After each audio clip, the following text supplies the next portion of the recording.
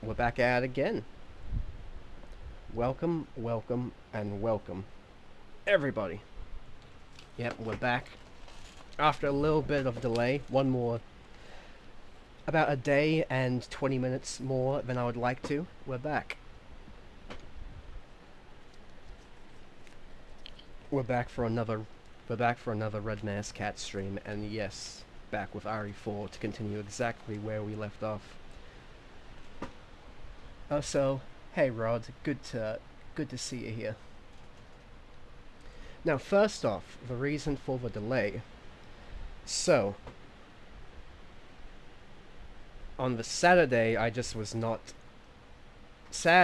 just not feeling that well. I had a bad few days before that, partly due to my own fault, my own actions that got me there, and partly not due to my own fault. But regardless, I sort of needed it. I needed like one more day to kind of get my head straight, or so I thought.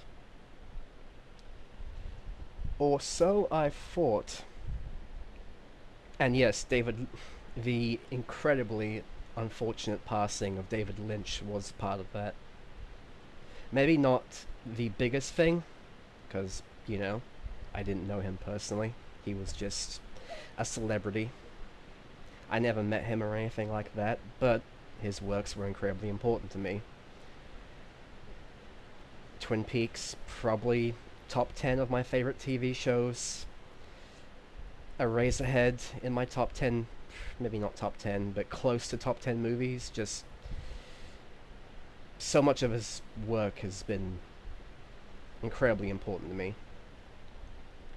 But yeah, there are some other things as well, but we don't need to go into those. Anyway, so the reason for more of a delay today was because I had the lawnmower guy come around to the house to mow the lawns, because due to an injury I just can't do it anymore. Like, there's too much yard and the lawns get too crazy for me to handle, unfortunately. And I thought he was going to be done in 2 hours, and everything was going sweet until, bada boom, it suddenly starts pouring down with rain in a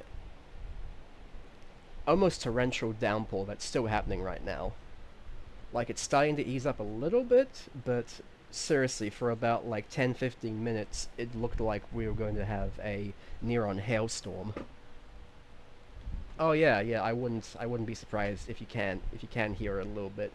I'm hoping that'll calm down eventually, but if not, well, hopefully it'll just blend in with the rest of the atmosphere as we go. That's what I'm hoping anyway. So yeah, as you can imagine, I had to go out and help him get all his stuff organized, and get all his equipment out of the rain and make sure he was all good. And yeah, he's probably going to have to come back tomorrow to finish it off. So yeah, that is why we're starting 20-30 minutes later than I would have liked to. Now that we have the delays explained, like I'm trying to explain my way out of being late for work or something like that, let's not delay any further.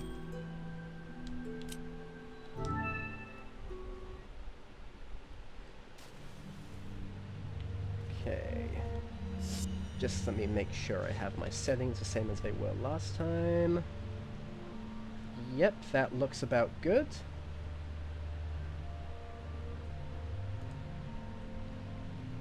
Okay, yep, that looks good to me. I've kept the settings exactly the same as the last Resident Evil stream, so let me know if I need to adjust anything. I might need to adjust because of the rain, but again, I'm hoping that it will calm down within the next 5 to 10 minutes and won't be so loud. Not really much I can do besides just making everything else louder. Unfortunately. But yeah, last time we left off in good things on sale, stranger. Last time we left off in Resident Evil, we had beaten El Gigante, and we're making really good progress through the first like section of the game. And we're about to move on to... Yeah. I could probably make the... I can't do much about that besides either making my own audio quieter or making the game louder.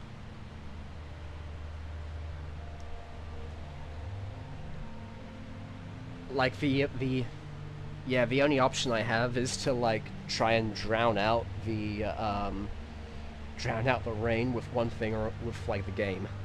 Which probably isn't that good an idea. Anyway, so yeah, we had... Jesus Christ, it's getting so hot out there, it's like actually turning white. It's like going like whiteout mode. Anyway, so yeah, we had beaten Gigante, and we're about to come upon probably the second... About to go back to the church to rescue Ashley, President's daughter, which is where like the second major mechanic of the game actually begins. First, we're gonna get rid of the TNT ammo. Thank you. Is that all? And sell our crap. And yeah, besides that, let us continue on. So yeah, we're going straight to the church to rescue Ashley Graham at this point. It's so funny, by the way. I thought to myself yesterday, you know what, I'm really not feeling this. Everything has gone bad. I've been feeling like, you know, out of sorts, mentally not great. I'm gonna give myself one more day to recover. That was the Saturday. It's Sunday now. That night, Saturday night, I had the legitimately... Oh hey, look! Now you see, it's raining and storming in the game, so maybe now it won't be so obvious. Anyway, I had legitimately not even a word of a joke. Not even a word of a joke. One of the worst nightmares I have had in years. Is it like a problem? Do I need to like drop the game's audio now? Okay. If it's just funny, it's fine. But no, so last night, legitimately, I had one of the worst nightmares I've had in years.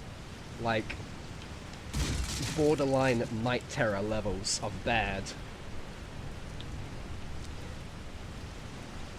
So it was one of those things where I had made a really bad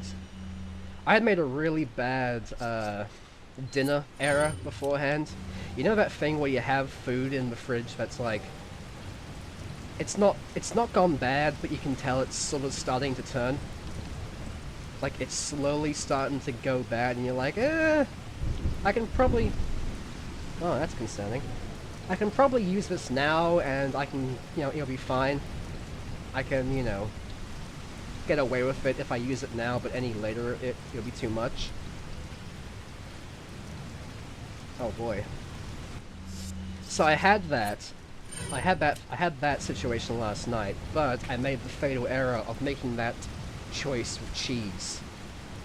I had mozzarella cheese that was borderline about to turn, and I used that in an omelette, thinking that, you know, it'd work out fine. Look at this happy fella. Oh my god.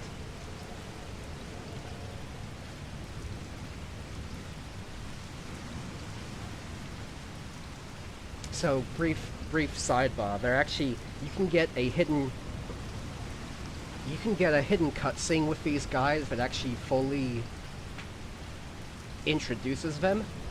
Like, an actual, like, enemy introduction cutscene if you, like, take a different path back here than I did. But, the way 99% of people encounter them is like this.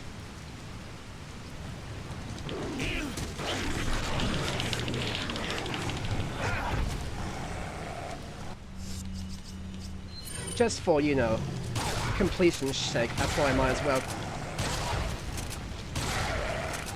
encounter them as they were meant to be encountered, you know?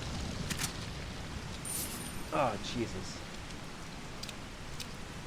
So yes, long story short, I used mozzarella cheese that had been in my fridge for a little bit too long.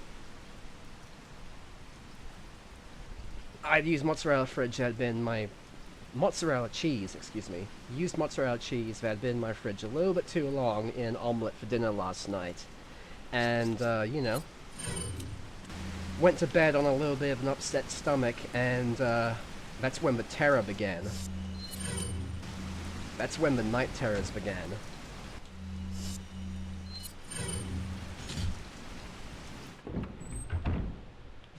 Ah, a little bit more calm now. cheesedream.exe. Do I wanna click that link, or has Twitch just made that a link because you put exe? Oh, so the rain is quieting down now. Oh, thank you, Twitch. So you know those nightmares where, like, you're trapped in a, like, video game? You feel like you're trapped in a video game and every second that's counting down is like, I am actually about to die? Where, like, your life is literally on a timer, and if you don't do something, you will die, but you have no idea what that thing is. I had one of those dreams. I had one of those really intense, I'm trapped in a video game anxiety dreams, where, like, my fucking life was at stake. And I probably slept for about 3 hours before, like, waking up with my head in a complete daze, my, like, heart going crazy. Life, god damn it. My life is like a video game. How dare you reference that? How dare you bring that in here? So yeah, I woke up after 3 hours of, like, horrific nightmare sleep. Of, like, being trapped in kind of like a... Did you ever play or see the Cube Escape games? There used to be these Flash games on Newgrounds, and then they got made into, like, official real games on Steam and, like, mobile devices and stuff. And they're also known as Rusty Lake. Never have. Okay, well, I want a portrait like this of myself one day. I think that'd be like really like, you know, subtle decor in the house. But anyway, the Cube Escape or Rusty Lake games were a bunch of puzzle games that were, funnily enough, took heavy inspiration from, like, David Lynch's stuff. Like, lots of occult, midsummer, small town, like, sacrificial vibes going on. Like, solving puzzles in that kind of environment. So I was having like, these night terrors about, like, you know, getting sacrificed on a wooden cross, and, like, guys with, like, white faces and goat masks and stuff. A lot of fun. So I wake up. I'll talk over this while I do this, like, children's color puzzle, by the way. You can probably guess how simple this puzzle is just by staring at it. So I wake up, my heart going absolutely crazy, like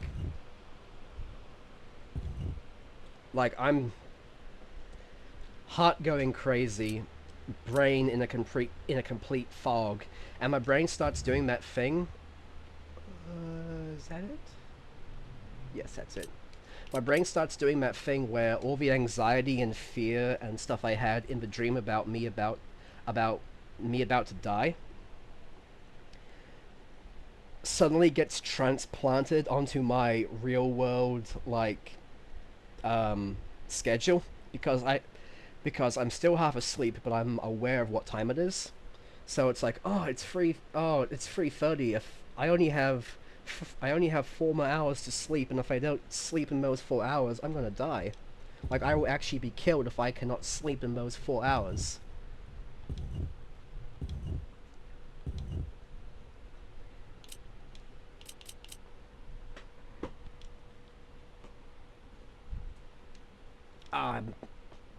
I botched it. Yeah, it is, I got the green one wrong. There we go. Blue one looks right.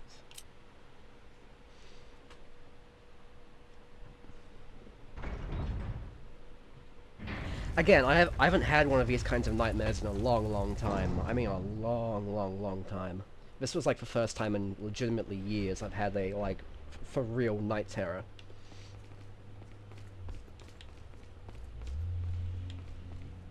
But yeah, I wake up in that like dazed state of, you know, if I can't get back to sleep and get the 4 hours of sleep I need to like, you know, wake up, let the animals out, clean up the house, you know, start streaming, I'm going to actually die. I'm going to have a heart attack and die right here, right now.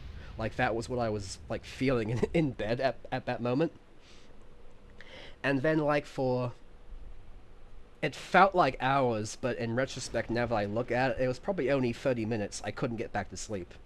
So, like, I was trapped there for a while until I finally got back to sleep and was able to, you know, actually wake up and become a human being again. So yeah, that was my morning. How about you guys? Was your morning as exciting as that? Speaking of exciting, time to meet the second protagonist. Don't The come! Hey, don't take worry, it I easy. won't. No! Get away! Calm down. Everything's going to be just fine. My name's Leon. I'm under the president's order to rescue you. What? My father? That's right. And I have to get you out of here. Now come with me. We did it. It's Leon. I've succeeded in extricating my subject. Good work, Leon. I'll send a chopper over right away. Where's the extraction point? There's another trail that you can take to get out of the village. The chopper will pick you up beyond there. Got it. I'm on my way. It's funny. It's funnily enough you mentioned late for school dreams, right? I've never had a late for school dream. And you know, I've done a lot of like school stuff, school, college, curricular stuff. I've never had a dream of being late for specifically school stuff. All my late anxiety dreams are for like other obligations, like weird stuff I make up in my head. Like again, like you know how I described like you know I need to get 4 hours of sleep so I can wake up at this time for no real particular rush. For some like that caused me more anxiety than actually having a real obligation to meet. Probably just because of the mania, the you know the mania that comes from like waking up in the middle of the night with your fucking heart about to explode because you just got murdered by a cult in a dream after eating bad cheese.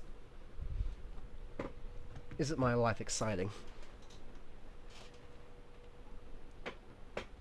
So anyway, here's the Ashley Plain manual that basically just explains that yep, she's an escort, but she's not a bad escort.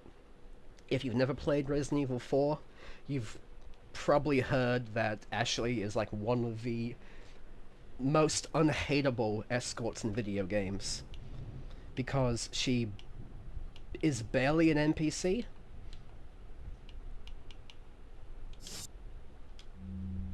She's barely an NPC. She follows directly behind you at all times. Like, I'll just demo it right here. If you notice me walking around, she is always directly behind you. If I'm here and a guy is coming for her, she ducks.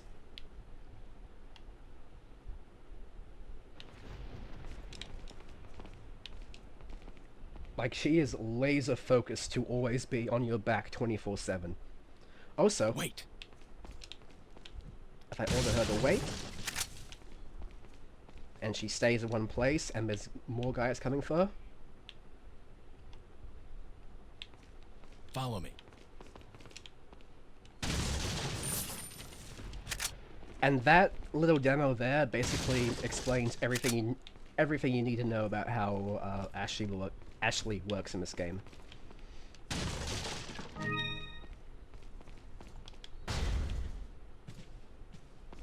And so, now that we've gone through the horrific fake Mexican village, sorry, Spanish village where everyone speaks, the Spanish village in Spain where everyone speaks Mexican Spanish instead of Castellan Spanish, we now have to get her out of here.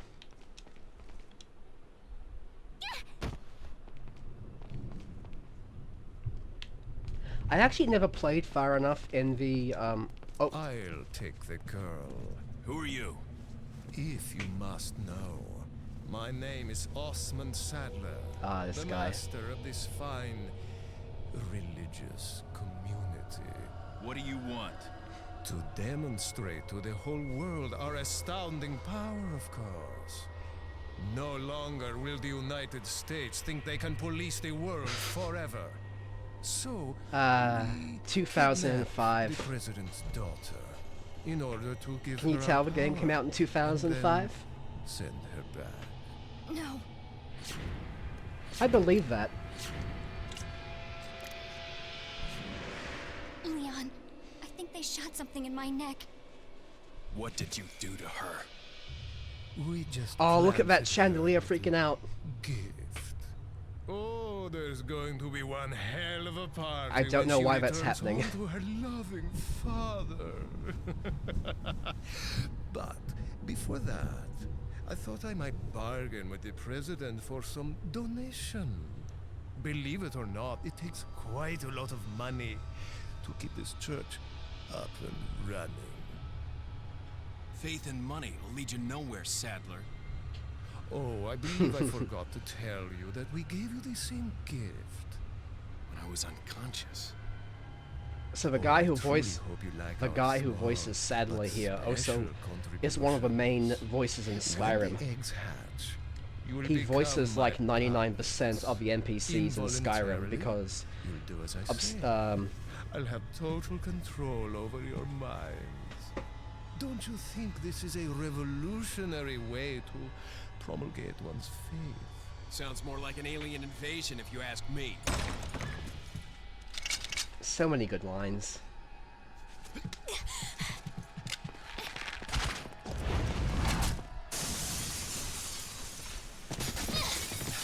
I feel like my legs would have shattered doing that. Leon, what's gonna happen to us? Don't worry.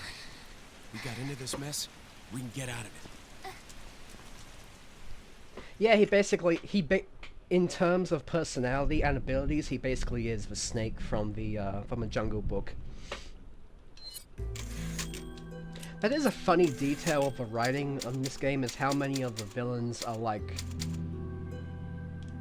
I mean, Sadler in particular, but you notice it later with other villains as well, how they're sort of trying to be super evil, like, cartoon stereotypes, but then they sort of, like, they'll have these weird political monologues, or they'll just start breaking down and freaking out.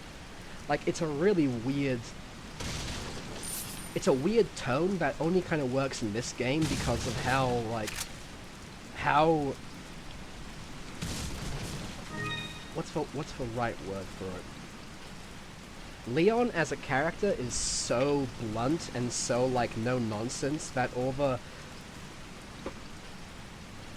Yeah, this game came out in 2005.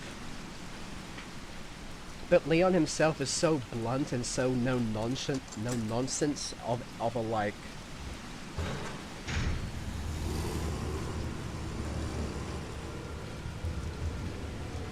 I mean, I guess, yeah, that is kind of a... It is a very kind of 2005 attitude. But yeah, Leon himself is so blunt and no-nonsense of a military sort of character, but also just so dumb. Like, he's got so many dumb one-liner action hero moments that contrast so much with the, like, gothic tone of the villains. Leon, shoot those barrels on that wagon. Yeah, I know. It's just good, is what I'm trying to say. It creates a wonderful contrast. Now oh, I missed something. Oh, shit!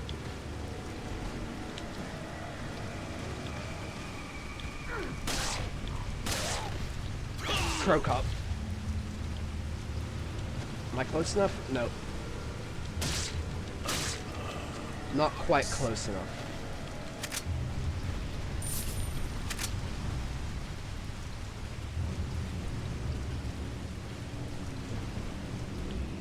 Any bad guys in here? The music's still going, but I think that's just ambient music because I can't see anybody around.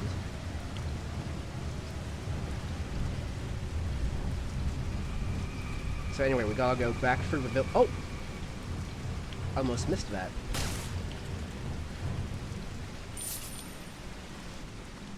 Oh, it's time. I shouldn't have done that, but that's alright. Force of habit. It's time to get the most important weapon in the entire game. Welcome. So we've...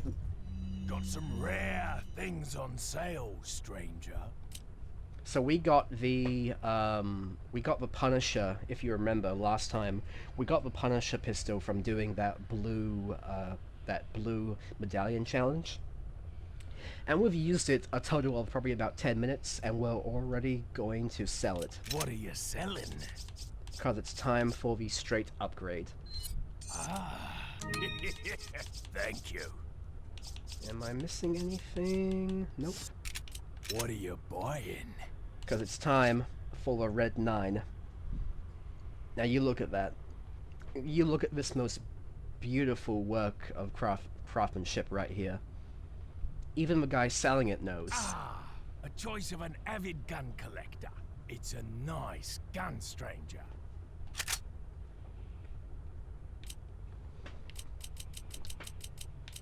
Now the Red 9 is the largest pistol in the game, so it takes a little bit of maneuvering.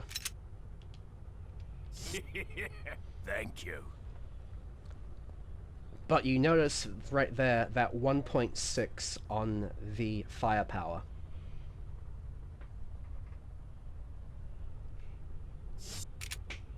Come back anytime. Yes, it's based off the German Mauser box pistol, also called the Red 9 or the Palabarum, because it was a very common pistol back when ammunition became standardized. When they standardized ammunition into, you know, 9mm, 10, 3.57, etc., etc. Hence the name Red 9, because they would literally, like this in real life, they would put a Red 9 on the handle to indicate to soldiers you need to use the standardized 9mm bullets in it.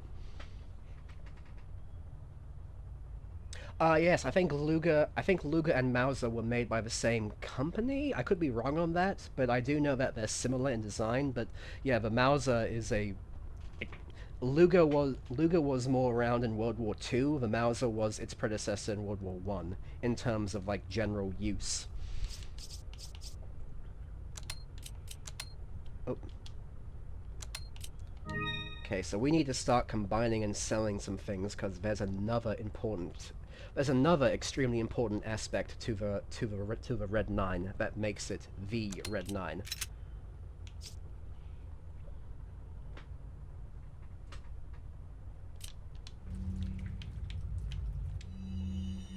What are you selling? Let me sell 2 flash Is that all? grenades. Thank you. Then I'll rearrange the case in the screen. I promise you, there is a reason why I'm faffing around so much with this. What are you buying? Because we have the Red 9, and then we have the Red 9 stock. Absorbs and spreads about 80% of the recoil forces for increased shooting stability and comfort. Is that all?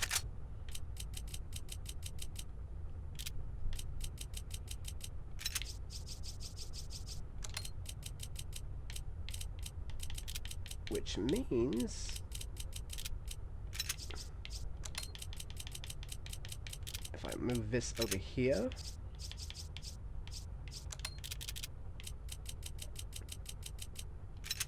put that there. Thank you. Anything else? Nope. Now What are you we are going to buying? tune up the Red 9 to maximum every Is that single all? time. Is that all? Thank you. And we're Is gonna that all? even go with capacity. Thank you.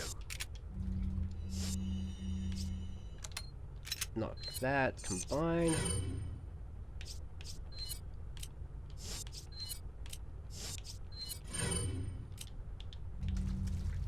So here we have the Red 9. Now first off, really have a close look at Leon's aim here with the shotgun. Notice how he's kind of like, you know, wobbling. Actually, I can put the thing on him. Okay, let's say I was about back here. And I have this trained on this guy's head. I am not moving the stick. I am not touching the analog stick right now. That is just naturally how much Leon shakes and moves around when he's aiming at something completely straight. Now compare the Red 9 with the stock.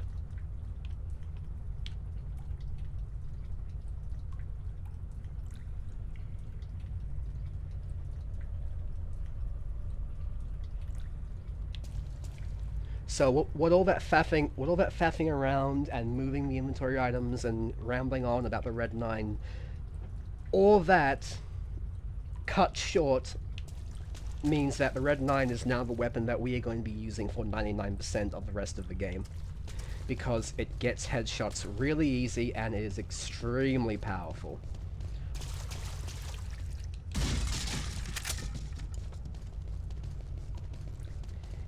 It is the second most powerful handgun in the game. When fully upgraded, when fully upgraded, the Red 9 can get headshots with one single bullet. And in a game where conserving ammo is extremely important, that matters. Now, it's not the most powerful handgun. There is another handgun that's also very, very powerful, but it doesn't have the aiming stability that the Red 9 does. The stability combines with the power to allow us to save so much pistol ammo in the long run. And also, Ashley, get back. Shit.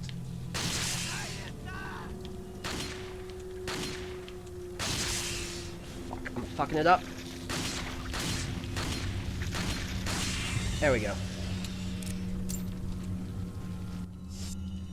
That is one disadvantage of Ashley, is that if you're aiming at someone, it can take a little... You have to remember to let her run back. Luckily, you can heal her directly from the pause menu with no trouble. Alright, now I have to remember where we were going. That guy's...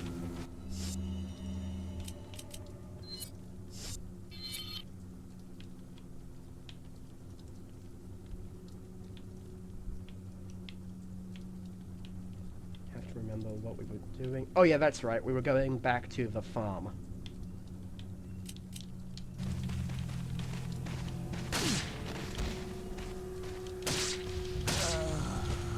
Is this guy still stuck on the fence? I'll take the hit. I would check these houses for more stuff, but I don't think there really is anything. Okay. Now this time we let Ashley follow us all the way back.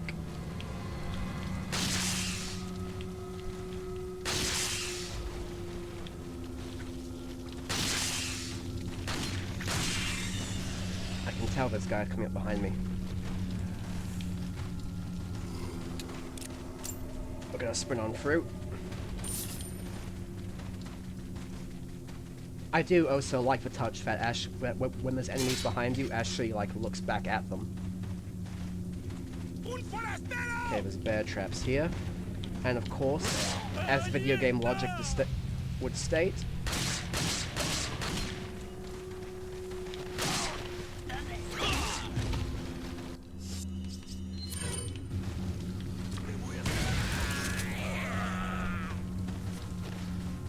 Decide one. Oh, that was close. As video game logic would state, the enemies don't set off their own bear traps, because why would they?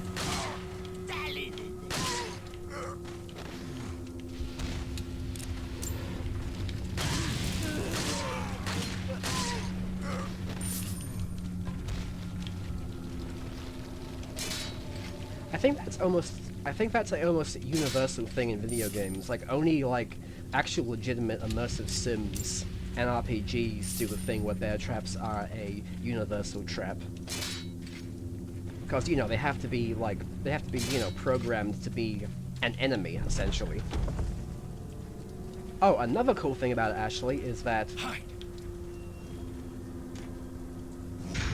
you can just get her to hide in dumpsters. So you can go forward and clear out an entire area and then just have her follow you back. Okay, Sarah and the third party. The whereabouts of Sarah are still unknown. Most likely he's using an old secret passage taught to him by his grandfather, who used to hunt in this region long ago. I'm pretty certain that he's hiding our property somewhere in the forest. If his grandfather was still alive, I would have used him to find Sarah. But how did he find about the egg injected into his body? And the fact that he was able to remove it before it hatched is concerning. Another factor that concerns me is that Sarah escaped with our property just before the American agent arrived. I don't believe that was just a coincidence. There has to be another player involved in this. In order to settle this whole situation, we have to capture Sarah and wait for the effects of the drug to wear off before we inject him with another egg. Once this is done, whoever is behind all of this will surface. All this talk about eggs and injection getting me a little bit fired up. Know what I mean? You know what I mean. This guy knows. Know what I'm saying? No? Just me? Just me, you guys? Alright.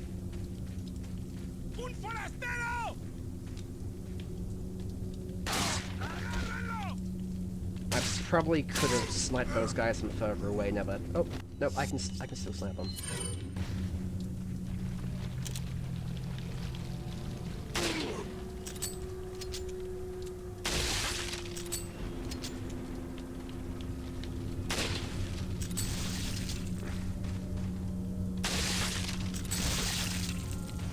Oh, I'm getting really unlucky with the Plagas right now. Luckily, the Plagas' one weakness, which the game doesn't tell you, by the way. The game doesn't tell you this, but flash grenades will instantly kill all kinds of Plaga because they cannot exist in the light. I am getting so unlucky with these fucking Plaga. Because it is legitimately randomized. Like, the game decides a random amount of people who are going to have a Plaga in them as soon as you spawn into an area. Love that 30 frame per second reload for no reason. So you normally don't get like 6 of them back to back like that. It wasn't 6, but you know what I mean.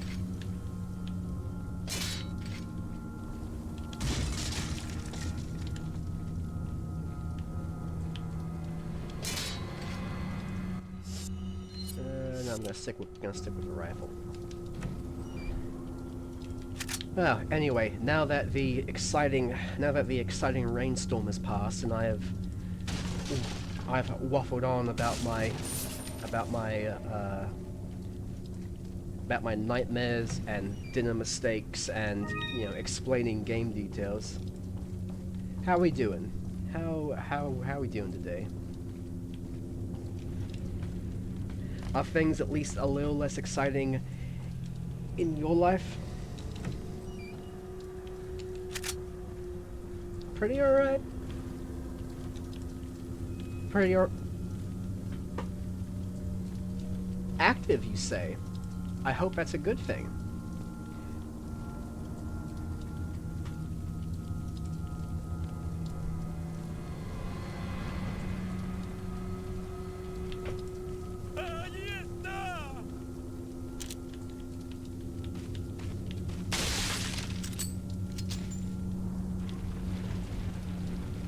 crime-wise, you say. But it's good to hear that everyone... It's good to hear that everyone else is, like, losing it. I felt for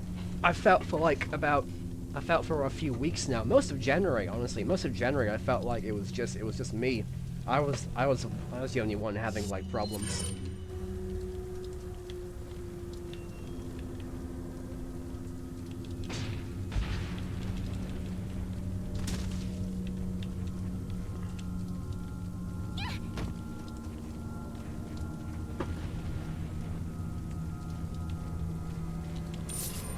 Oh, really?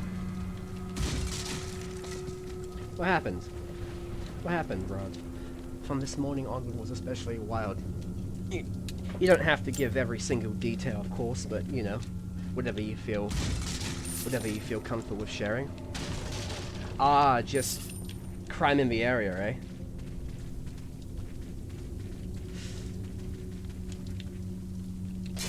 Not fun.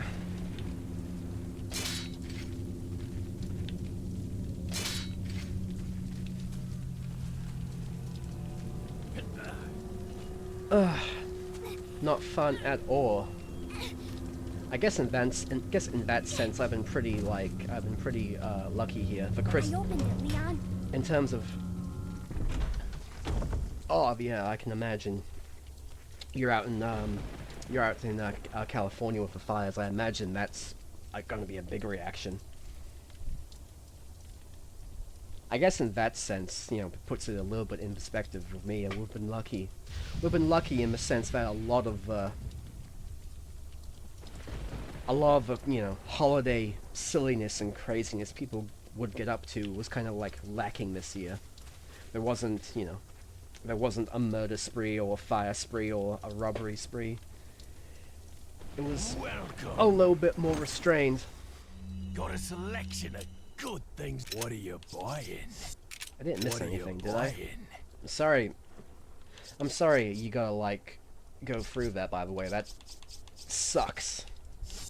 Come back. That sucks big anytime. style. Oh. Oh, I think...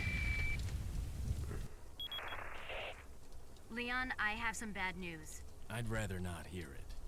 Well, I'm afraid I have to tell you anyway.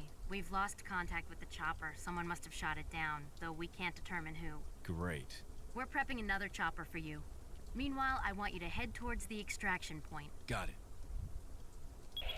I love how heavily they saturate the first half of the game with these, like, codec calls. Like most of the codec calls happen in the first half of the game, and then, like, they suddenly realized, hey, wait a minute, I don't think we don't need to remind people that we ripped off Metal Gear every single time. So they start to drop off as the chapters go on. Anyway, here's one of my favorite cutscenes in the game. If you, yeah, look at the guys in the background. What are you gonna do, Leon? Hate to say it, but we're sandwiched all right. Quick, in that cabin! Did you see it? Did you see the PS1 models in the background of a crowd? Leon! This World, eh? cutscene's also great because Lewis is here. I see that the president's equipped his daughter with ballistics, too. He said the How line! rude. And I don't believe there's any relevance with my figure and my standing. Who are you? Oh, excuse me. They kept that line in Highness. the remake too. Perhaps the young lady might want to introduce herself first. Though Lewis has before put asking on a someone more his decidedly back Her name's foot in the Ashley remake. Graham, the president's daughter. Is she... well, you know. Don't worry. She's cool. Never mind. If you say so, her There's motto supposed is to be not some great. kind of obvious symptom before you turn into one of them anyway. Look, Ah, the PS1 models are coming for us. Upstairs. Okay, it's game time. Okay, so the game's just spent all this time giving us a bunch of resources, new weapons and ammo, and now it's like, okay, we're gonna take it all away from you. By doing a raid from Night of the Living Dead raid.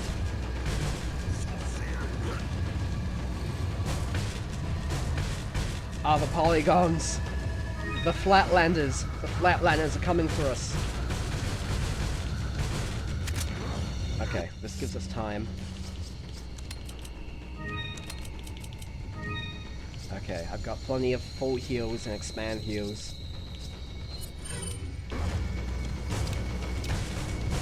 As soon as they start breaking through these cupboards, I have to like keep them out because this room is small. They don't start breaking in up top yet. We have a little bit of breathing room. Use this. Here we go.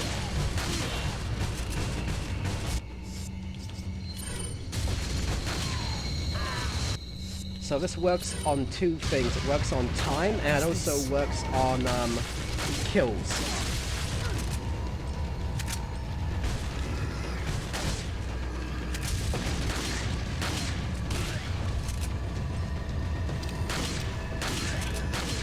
They're broken through the other one.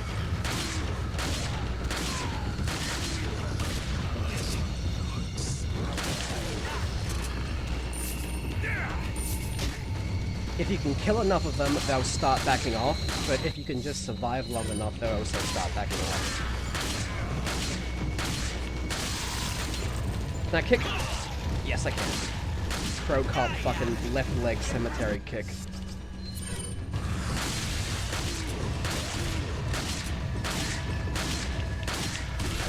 Go back to your PS1 dimension. Not dealing with that.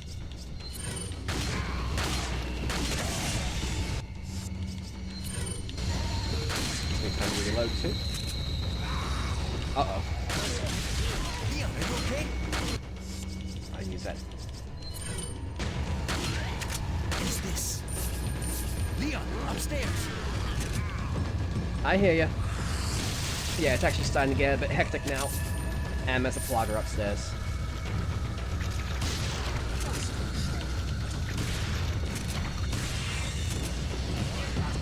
Oh, Jesus. Hey.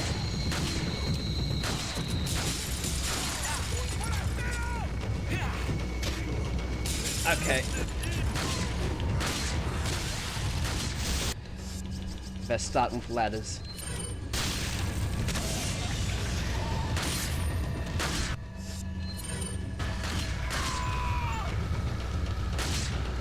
I couldn't get that guy in time. Oh god, one turn.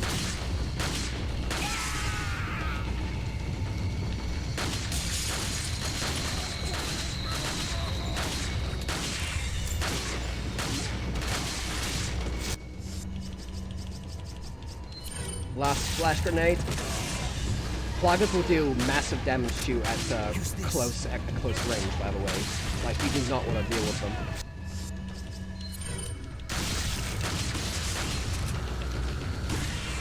The polygons are encroaching on me. Shit.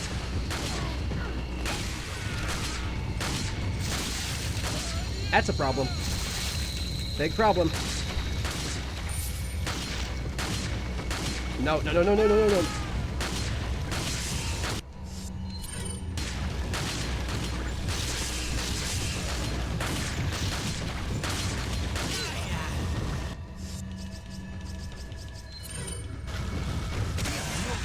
Woo! I mean, it is, but it is also legitimately designed as a means to, like, drain you.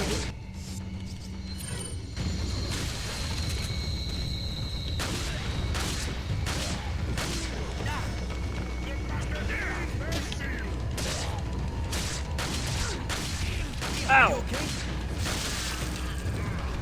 That was a Plaga sound.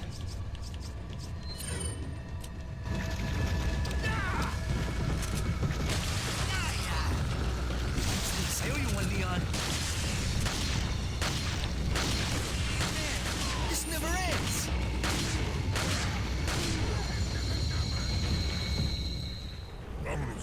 Whew. Okay, the PS1 models are retreating. Looks like they're backing off. So, what do we do now? The bridge I crossed to get here's out. So I guess we have no choice but to keep moving. I forgot something. You guys go on ahead. Okay, we'll Lewis. see you in 3 hours. Woof.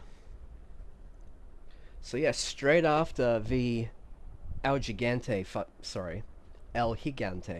straight after the El Gigante giant boss monster fight, they throw you into the fucking Night of the Living Dead shit, which is a little bit intense. But it's a good it's a good chapter ender, I'll say that much.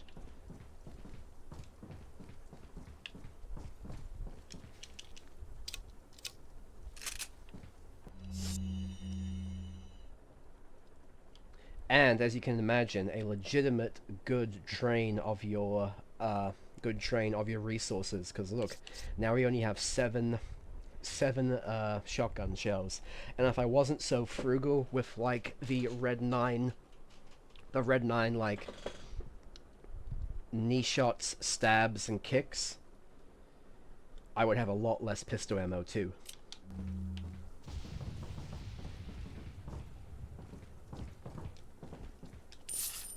But it is, you know, it is legitimately the game taking a moment to say, okay, you think you're so good to make it this far. You think you've got this game figured out. Okay, how about if we just take away all of your fucking ammo and your grenades and then send you back out there? What about that? Which is mean, but it's mean in a way that I respect. I actually like it. Because, you know, it reminds you that this is meant to be a survival horror game and not like an action. And not a straight action game, I should say. You know what I mean?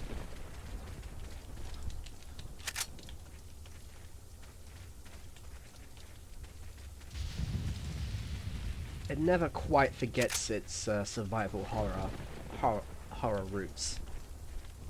Alright, do you have anything new for me, my friend? Nope. What are you buying? I might tune up the shotgun capacity just to get some more shells. Thank you. What are you selling? Which is not the most efficient use of money, but I have a lot, so I'll take it. Come back anytime. Yeah, now we have a bit more.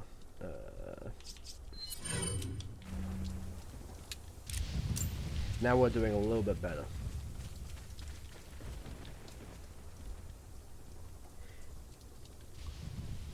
And now, if you thought the game was gonna be nice, straight after El Gigante, straight after the house, the Night of the Living Dead house, 2 routes. Just a while ago, I was informed by Lord Sadler that our men had shot down a United States military helicopter. There shouldn't be any more outside interference for a while now, because you know, the United States government can only spawn 1 helicopter at a time. It's like StarCraft, you know, like the helicopter recruitment building can only like queue up a single unit at a time and it has to build. Unless the United States government determines who the traitor is, they can only initiate very small covert operations. Yeah, that's totally how the US government works. We must use this time to our advantage and recapture the girl. The 2 Americans can only get out of our territory by using one of 2 routes. This is where we will stop them. We shall make use of our forces to the greatest degree. We shall deploy a large number of granados. Oh, I never said. I'd realized now. I never said in the first playthrough, first video stream. Sorry, never said in the first stream that like the actual official name for like the generic like zombie villages is granados, or I think it's ganado. It could be ganado, but again, I'm not a speaker, so I apologize if I'm mispronouncing that. I've always heard it said by other people as Ganado.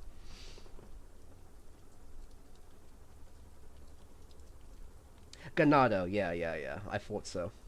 So yeah, we will deploy a large number of Ganados in one of our routes to ensure that they do not slip by us. For the other route, we shall leave the task to El Gigante. Whichever route they take, the agent will never leave here alive. Not with the girl, at least. So, to get out of here, we have to choose between either fighting another swarm of dudes, or fighting another El Gigante.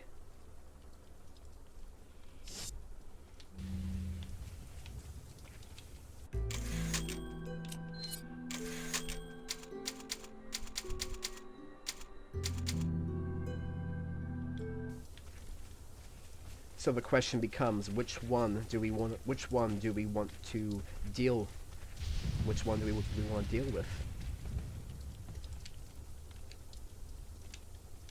Do we want to deal with a swarm of dudes, or do we want to deal with the Gigante?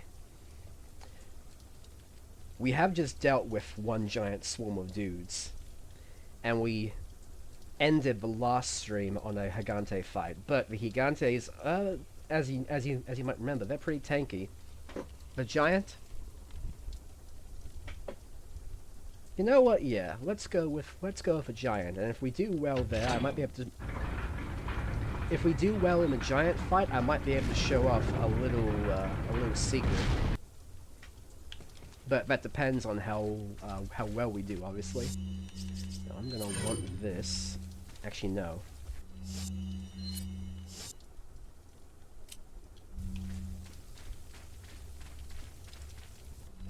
No, I'm not. I'm gonna want this.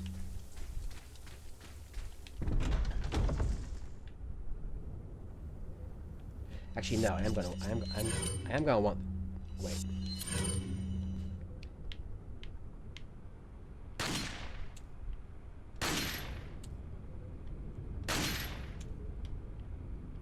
So what I'm doing is I am being a cheese motherfucker and shooting these locks off the gate. Because thanks to the HD version, I can see them. You're not supposed to be able to do that, but I'm gonna need every advantage I can get in this fight. 3, 2, 1, let's jam.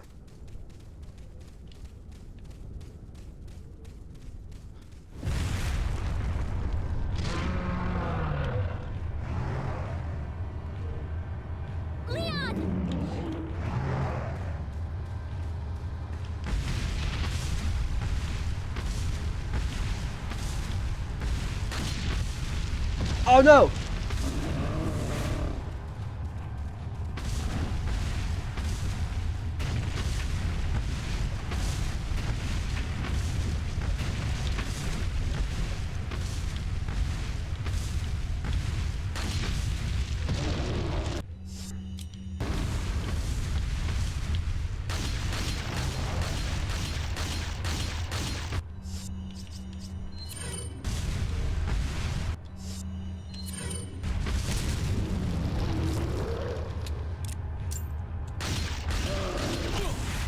It's okay.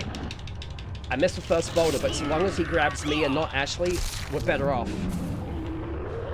Okay, Ashley, now fucking run.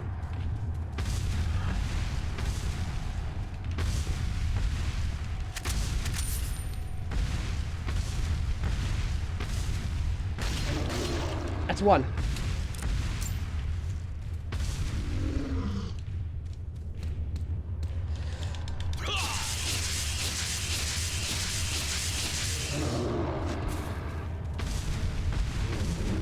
Running.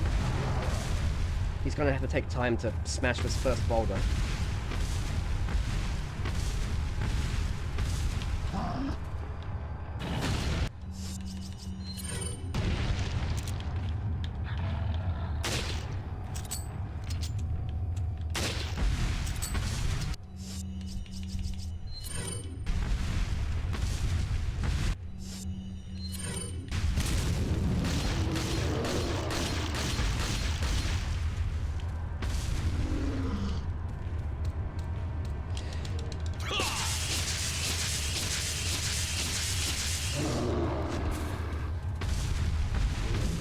Now run, run, run, run, run, run. If I had not missed that first boulder, I think he would have been dead by now. But missing that first boulder was like, that was bad. How close is he? Too close. Need to stun him again.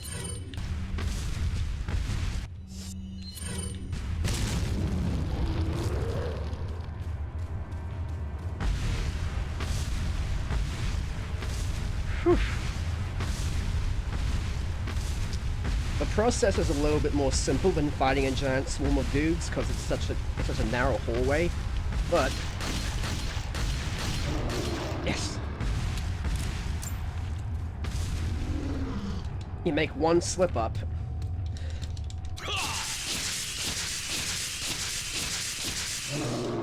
You make one slip up and it's over. Back up, back up, back up.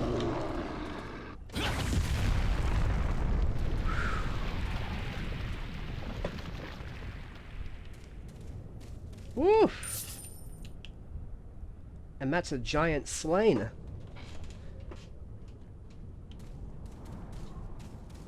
God damn. That is a giant slain, my friends. And now, they're kind enough that all the shit he drops from breaking stuff stays.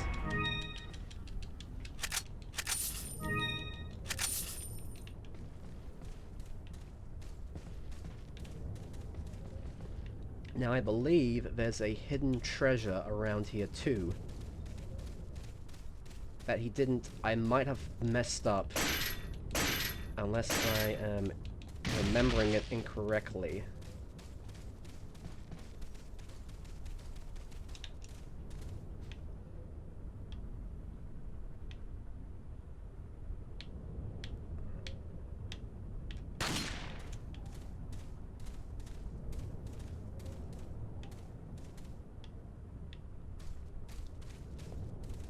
One of the final gems of the beer stein, I believe, is meant to be hidden here. Oh, there it is.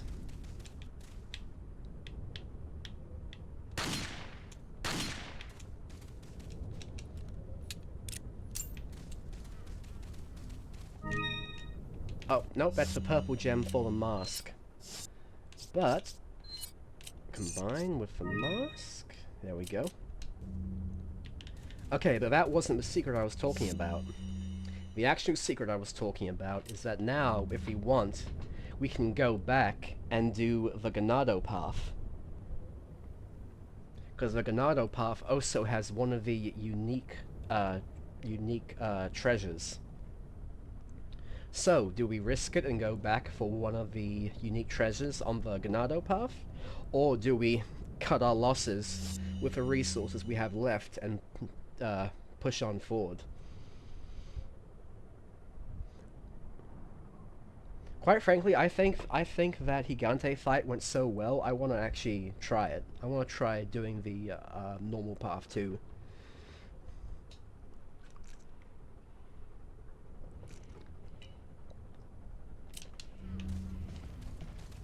Yeah, I agree. Plus, it gives us a little bit more time in this zone because we are starting to approach. We're starting to approach the end of the village section before we move on to the game has basically 3 distinct areas. It has the village, it has a castle, and then a military island. We're starting to get towards the end of the village section. Got a selection of what are you selling? So the TMP ammo. Come back anytime. Save the game.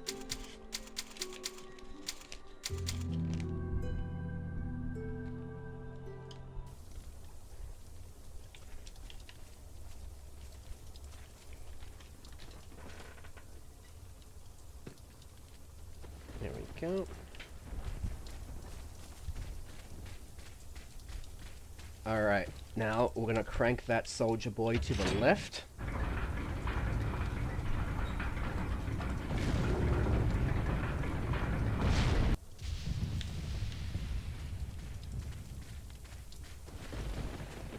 And gonna move on forward.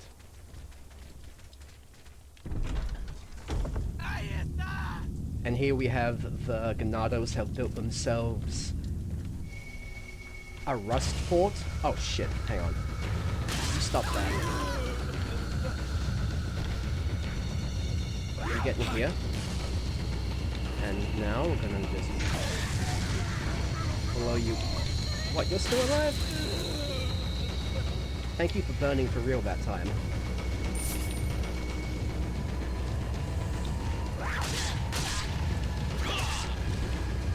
If I can hit them with a crow cop kick, I will always have the advantage over them.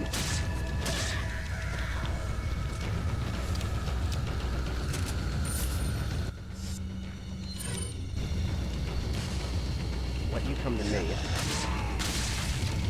Okay.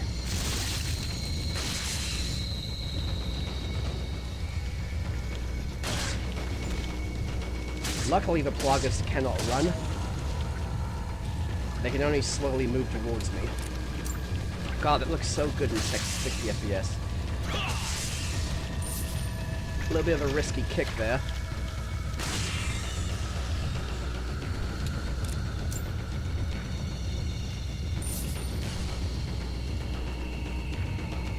Okay.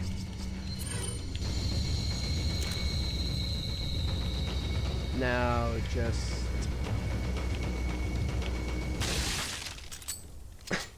One thing that is kind of comical, and not in a good way, about the game is how, like, the nanosecond, the instant nanosecond that there are no longer enemies aggroed onto you, the music just cuts out. So now that there are no longer, like, you know, now that they're no longer hunting for me, it's all gone quiet.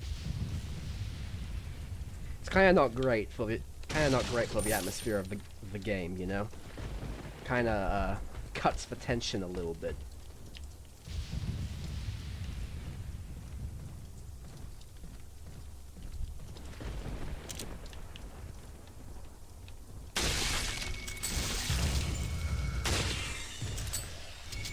Case in point right there. It cut out. It started, cut out, and then started again.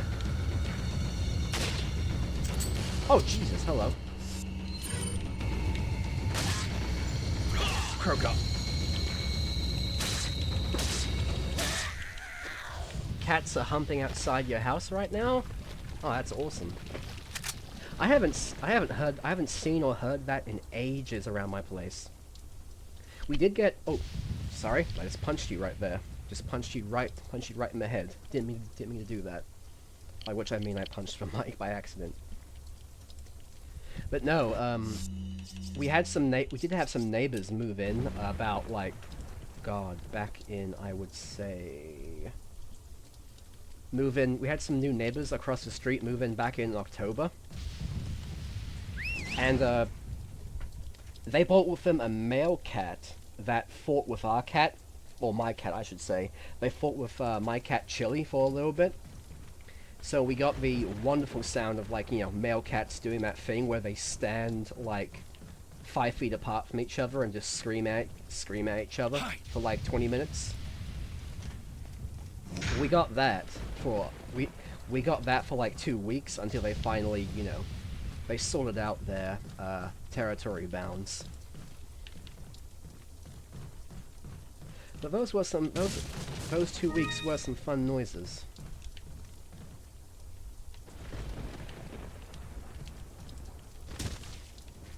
Luckily, it never escalated into a huge fight or anything like that.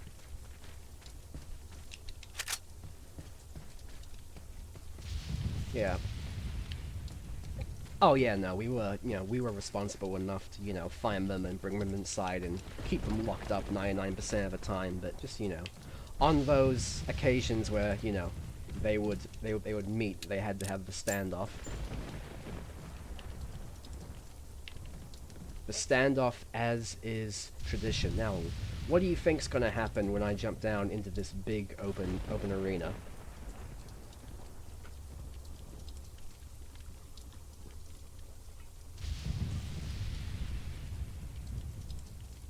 Nothing could possibly... Nothing bad could possibly happen, right?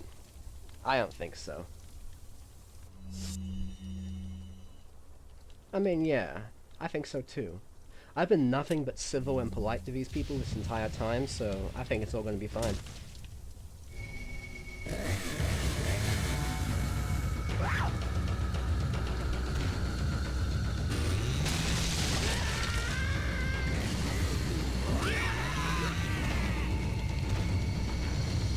That's what I get for being... That's what I get for being an optimist, I guess.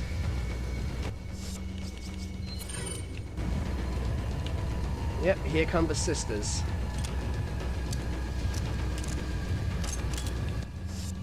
You know what? I was an optimist. I believed in the good of the human spirit. Never again.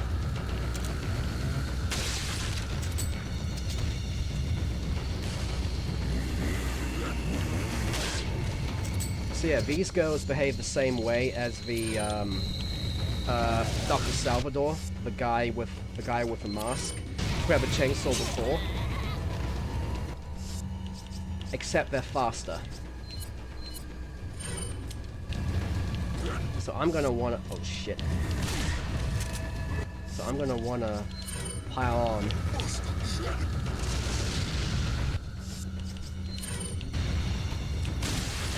Oh god.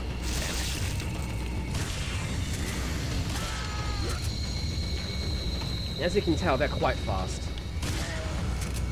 One. It's two.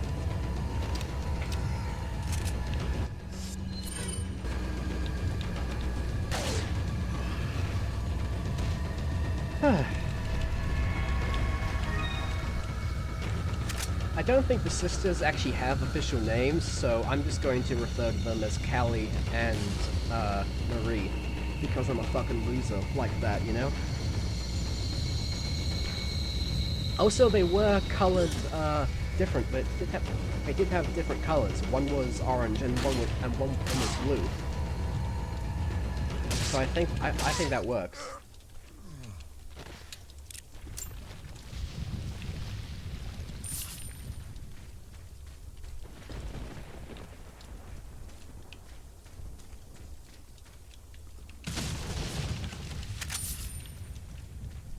Whew.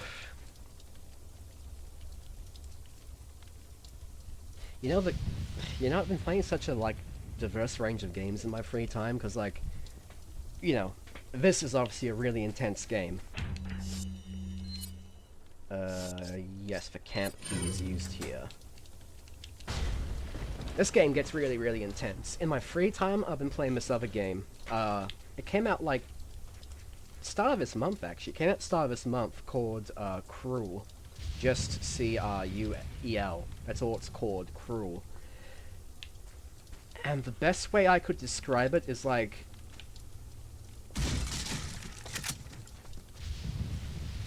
If you've ever seen that game Blood, like the old 2.5D retro, quote-unquote retro shooter, Blood, where you like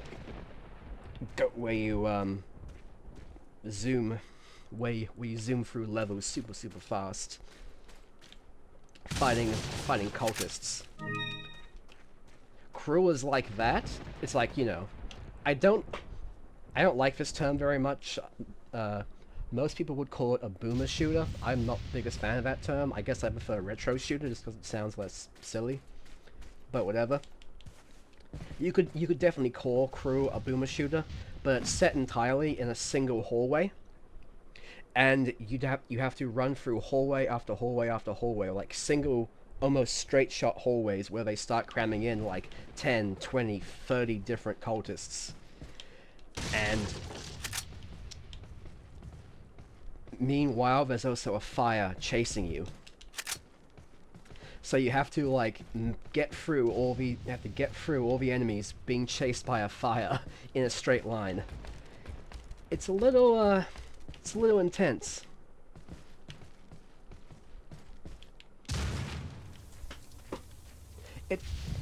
I want to stream it. I want to stream it.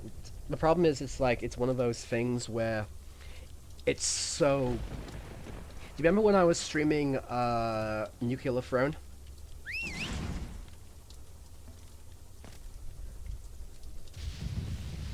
Like, it's very much like Nuclear Throne, where a single run could last anywhere from like 30 seconds to 5 minutes, and it's just so like intense, like back and forth. Where are you going, Leon? I hear ya. Sorry, I forgot that she can't climb down.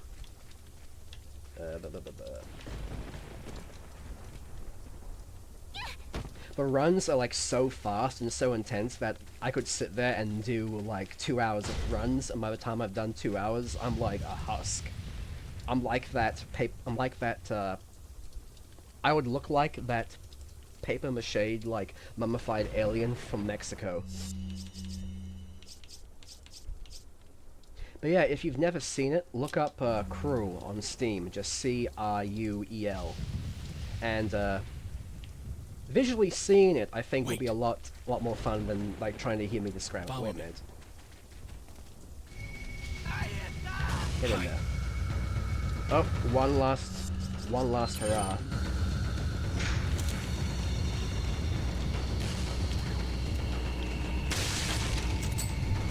The face they give you, like...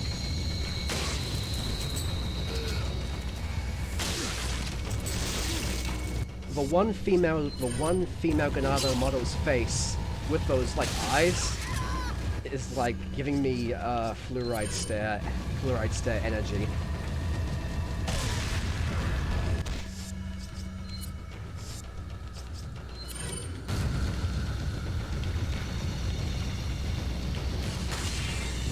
Not these ones, the ones in the orange and green.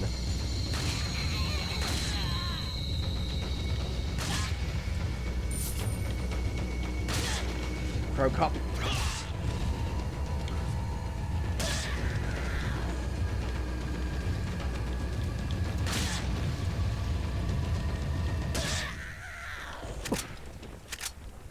We did it.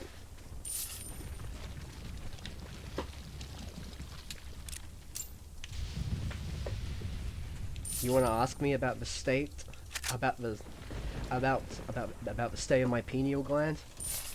Hey, brother, I think you better find someone else. My pineal gland is extremely calcified. Like, you're not gonna get any good resources out of it, you know? It's gonna be like chewing on my pineal gland looks like a piece of used gum you find under a restaurant table.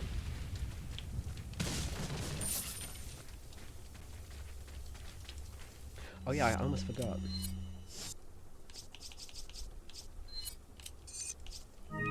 We can clear the mask.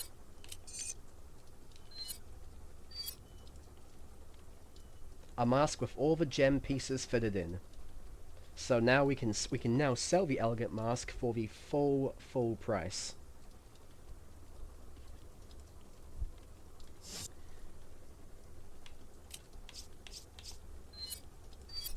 The beer stein is still missing one more piece, though. But yeah, so that's the thing. If you don't take both, paths, the Gigante path and the Ganado path, you cannot complete the elegant mask, and you're forced to sell it for a cheaper price at a later date. Which is a little unfortunate. Okay, so we came out that end. There's our merchant buddy.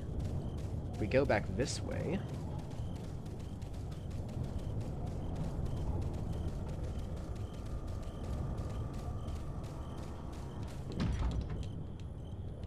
And yeah, here's where we could have used the old key.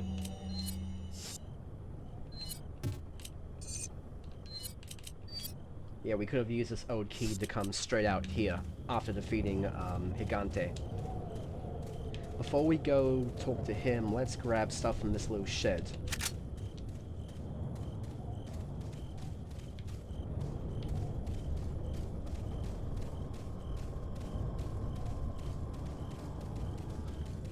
I love the little, like, when you start, like, getting close to these buildings, you can hear the creaking of them. You can hear the creaking of the wood and the stone, and it's like... Oh, there's a sound. Ah.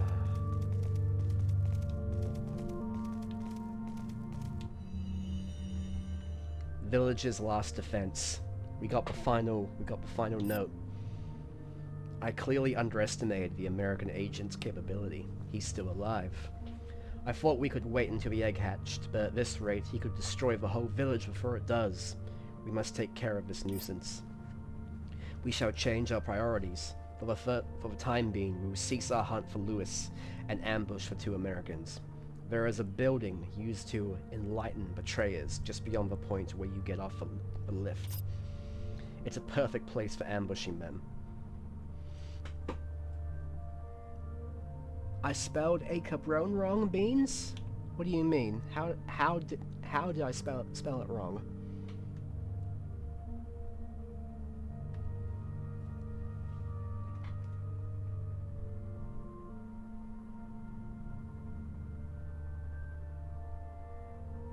I have AE? You're making me second guess myself now, hang on.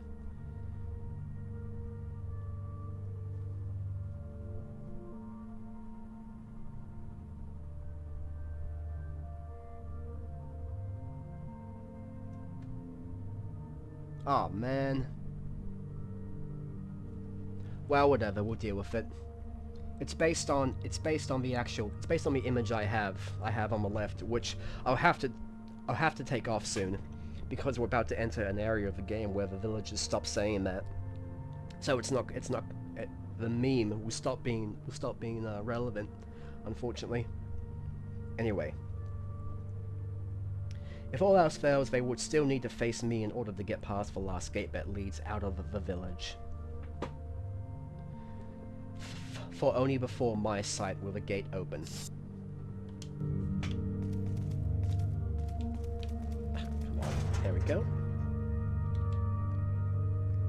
Dragonfly ammo, cool. Alright. I am going to take a quick 2-minute break just to stand up and get another bottle of water, stretch my feet and open some windows now that the rain's passed. I legitimately will not be longer than 2 minutes, I promise you that one. So yeah, just if you can hang tight for 2 minutes, I would appreciate that.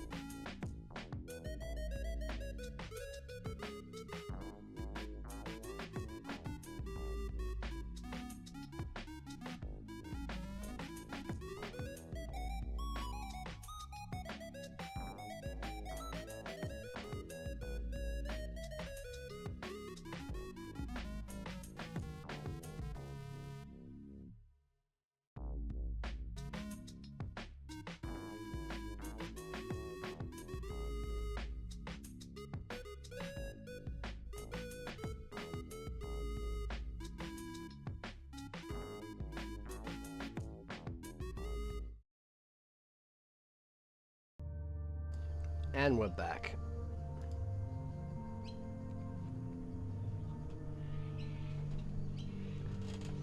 Ah, that's good. That's good.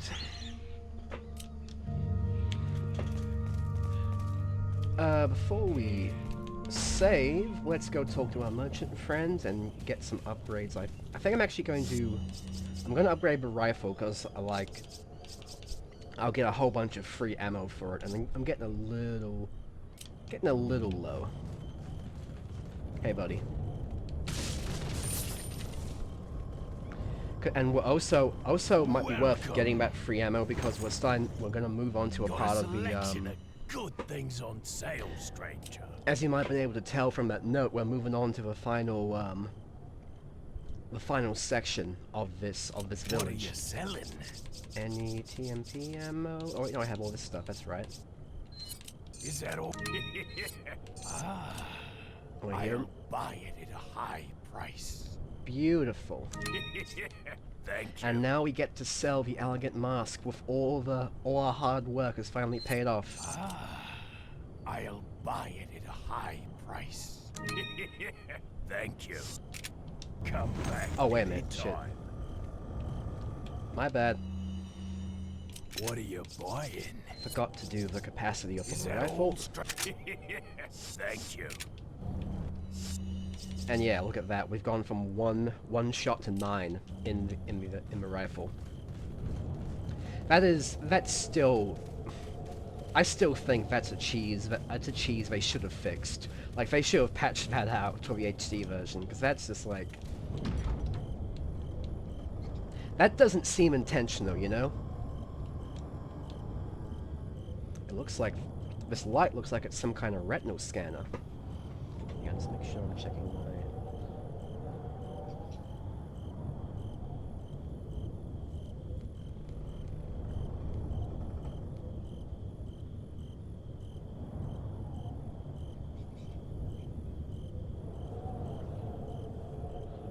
There we go. Okay.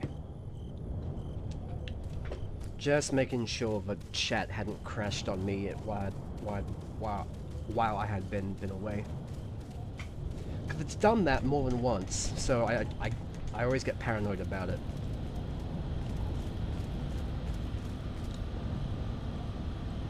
So here's fun. We just talked about cheesing ammo and stuff.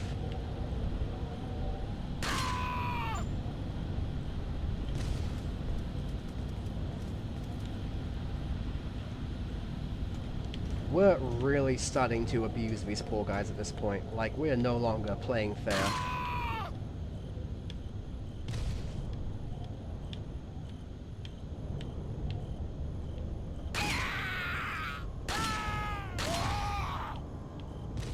Like, us having a ranged weapon in this situation is just...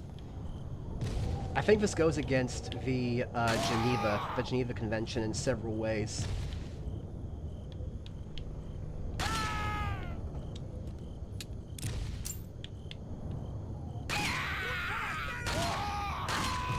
Huh? Guy I missed? Guess not. Oh wait, no, there's one guy. Yep, you can tell at this point they really need to start introducing, excuse me, enemies with like ranged weapons.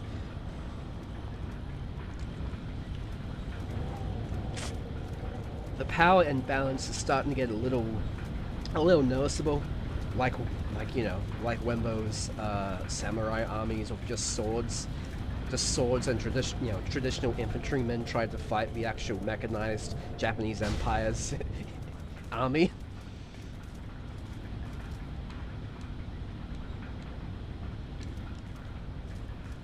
Starting to get a little unfair.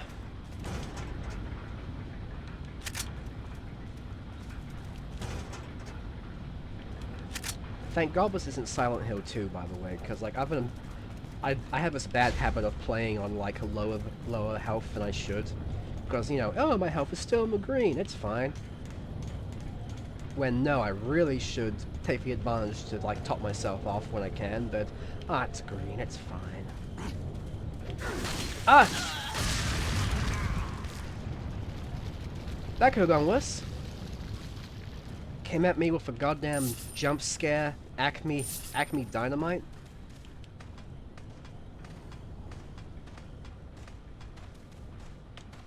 I have a feeling there's going to be more Acme Dynamite up ahead. Maybe not.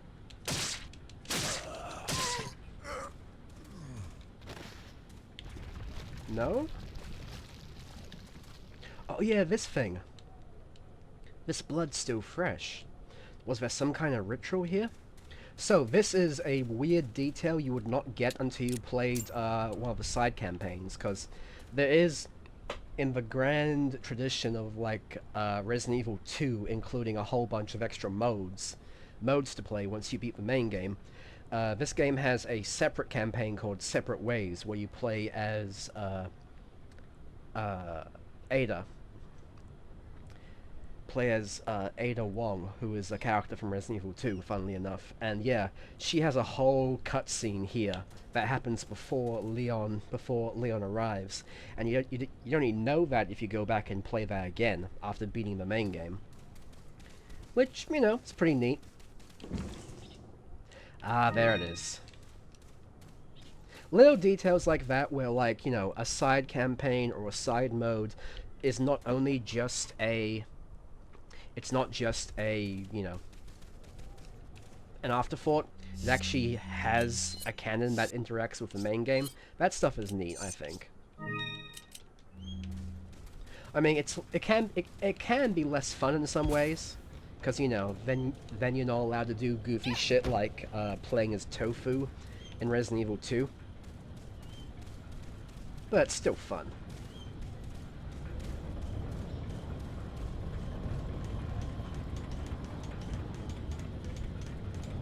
Anyway, Beans, you're going to have to instruct me on how to spell my stream title, Cabron, correctly next time. Or a new kind of Spanish. You need to unlock a new Spanish word for me to use besides that one. Here he is, just handing out some free samples that we're going to sell directly back to him. Welcome. What are you selling? Is that all? Thank you.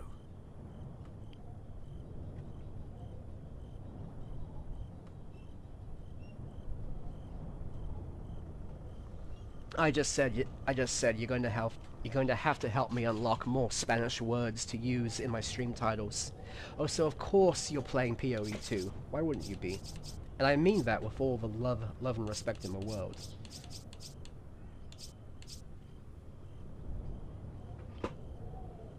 Beer. Ah, now we get to sell the Beerstein, the second treasure. Thank you. Come back anytime. We're minted, lads. We're minted.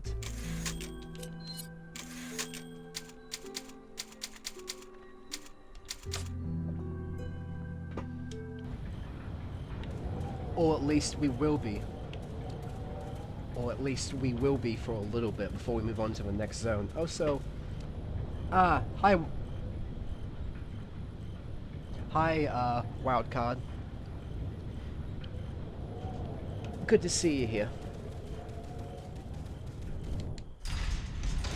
My family owns a big mug. My family owns a big beer mug, actually. It's kind of... The handle on it's broken, but it was designed as a beer stein that, yeah, it kind of sits as decoration now on a cabinet with a bunch of other, like, knickknacks and family heirlooms and stuff, but we do in fact own a beer stein. Alright. This is it, Luigi.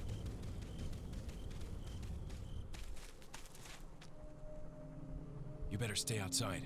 Ashley, go hide. Yeah. I gotta lock in. Because there's about to be some bullshit. Zoom into the back of his head to indicate first-person mode, as was the style at the time.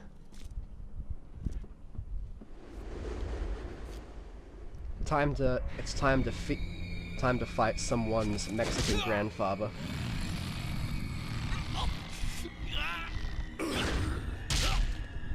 I like the detail of how he's giant, but he's also kind of scrawny looking. Like, he's not like a huge muscle demon. He's just like really freakishly tall.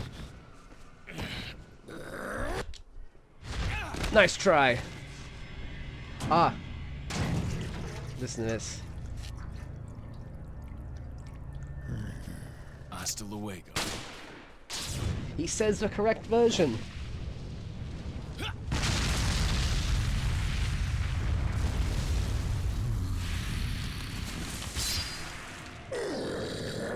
Unfortunately, that has only made him mad, and now he has decided to turn into a lobster. Which I have done on several occasions. You know, sometimes the world just sucks so much, you have to become a lobster.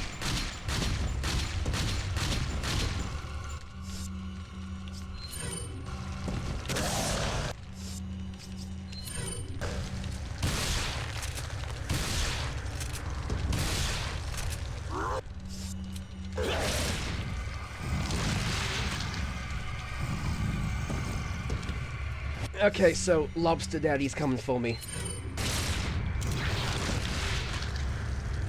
And yes, I do want to aim for like his joint section and not his head. That is legitimately what I'm supposed to be doing. There used to be a rumor. I remember it was actually a classic. There's like a classic game FAQ rumor that if you can hit his red eye directly, he dies instantly, but it's not true. It's like 100% false. Oh god, he's coming up on me.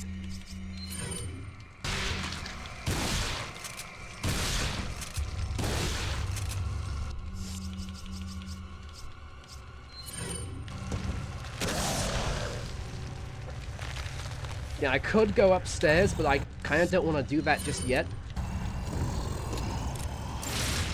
Because upstairs he has a different attack, which is a lot harder to deal with. And yes, he is tanky. Oh, that was perfect! Shit.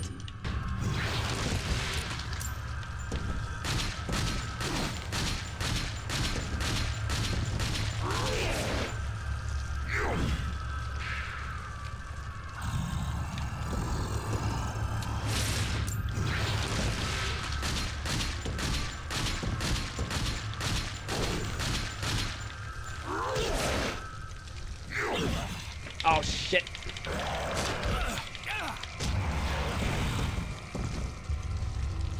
I gotta get to the other side.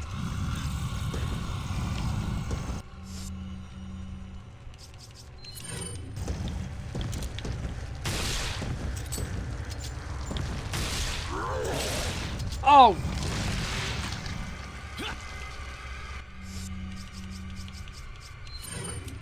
Okay, we gotta go up.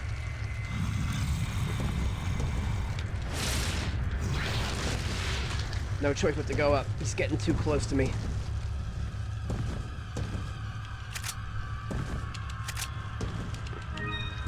I've been trying to like damage max him, but yeah, the attack he has where he like does that, like shoots his fucking claws up there, does way more damage than any attack on the ground. Okay, okay, now we're talking. Now we're talking.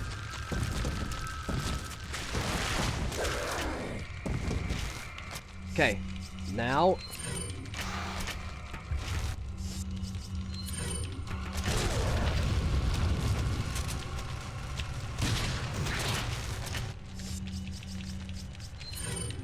Okay, now he goes into alien mode, and we got up.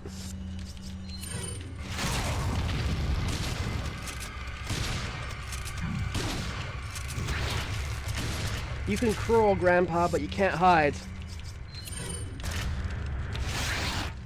Oh, he's about to hit me. He's about to hit me big style. Oh. Whew.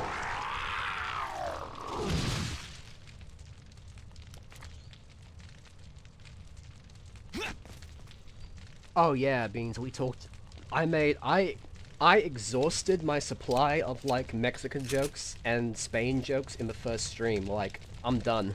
I got nothing left. At least until we meet the second, one of the other major characters. Portuguese? Now, Portuguese Spanish? That'd be funny. That would be amusing for a lot of different reasons. You know what I think is cool? Like, legitimately what I think is really cool about a lot of pronunciations in Brazilian Spanish, or sorry, Portuguese, rather, or...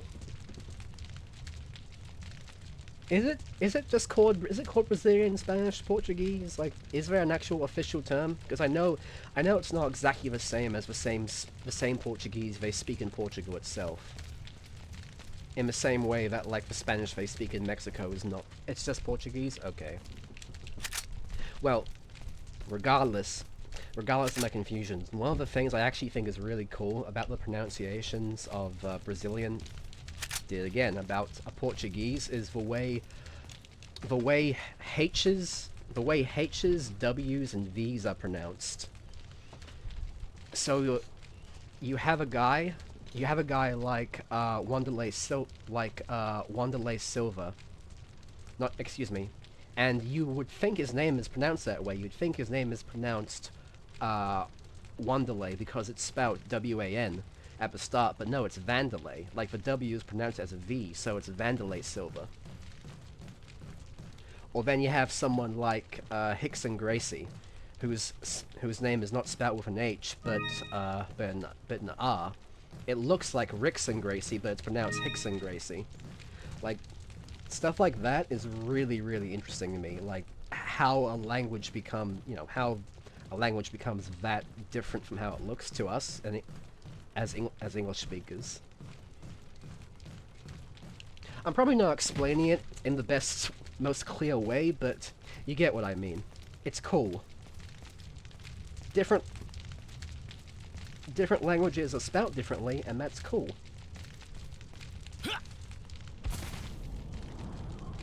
Are you okay, Leon?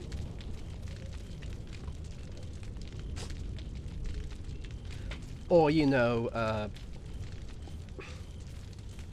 this one's less of a common one, but I still think about how there's a former UFC fighter called Vitor Belfort, and he first appeared in a UFC event in the 90s, and for the entire event, like hours and hours and hours, all the Americans there kept calling him Victor, even though his name wasn't even spelled like that.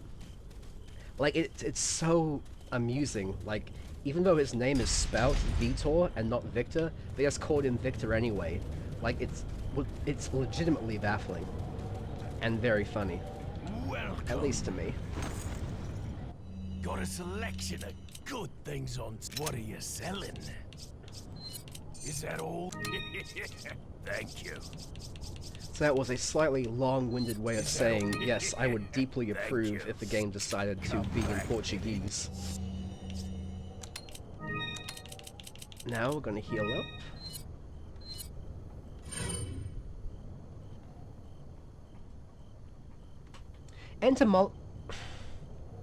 I kind of wish I had studied entomology instead of the more broad spectrum of, like, you know, languages and the arts and literature that I did. Oh yeah, you, Rod, talking about you and your wife talking about how Spanish and Japanese are totally similar. I've met Spanish speakers. I've met Mexican Spanish speakers who say they hate listening to Japanese. Like, they think it's an ugly language to listen to. Which is really fascinating to me, like... Because they are meant to be totally similar, but apparently for some people, for some, like, Mexican Spanish speakers, that's a bad thing. Like, maybe it's a confusion thing, maybe it's just a they don't recognize it kind of thing. I wouldn't know, obviously. I can only speak English, and even then, I can only speak it poorly, so... Oh no, I've heard it. I've heard it more than once. I have heard that, and I don't mean to learn. I mean they hate like listening to it. Like they hate hearing people like speak it, which is curious to me.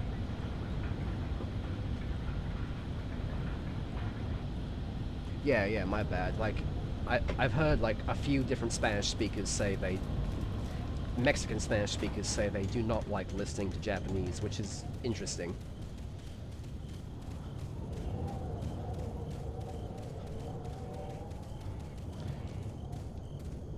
Anyway, though, we beat the Portuguese lobster giant man, Granddaddy Lobster, if you will. We took his fake eye, which I think fake eyes are kind of cool, actually. And now we shall use his fake eye to escape this horrible, horrible village.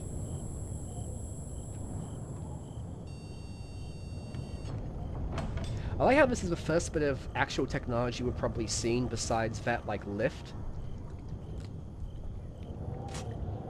Like, you know, we're dealing with 19th century technology throughout this whole village, like, you know, 1940s era trucks and cars, and then all of a sudden they got this retinal scanner.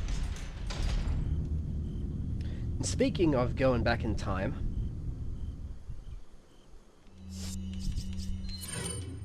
we now have Scooby-Doo's castle. Oh, so, forgive me, fellas, but I have to cheese the fact that your AI doesn't turn on until I start moving, so...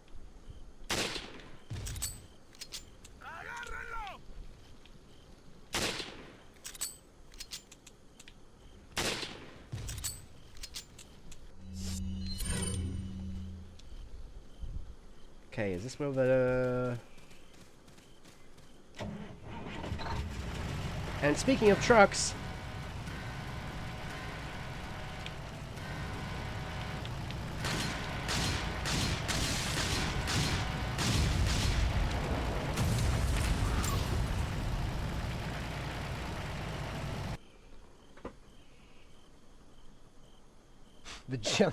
entering the John Titter house, okay. Alright. Oh, before we do that, though, here's something I learned. So I've played this game many times, and I've also seen this game played many times. Here's something I learned from a Let's Play all the way back in 2015. Maybe even 2014. So what's meant to happen here is that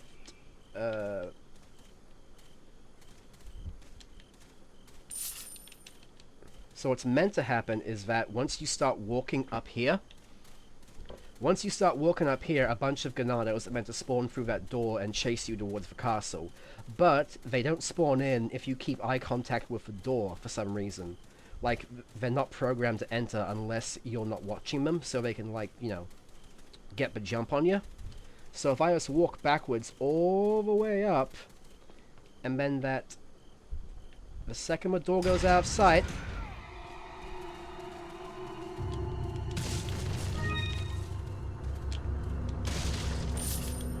and now we have nothing to worry about. Plenty of time to get the extra stuff.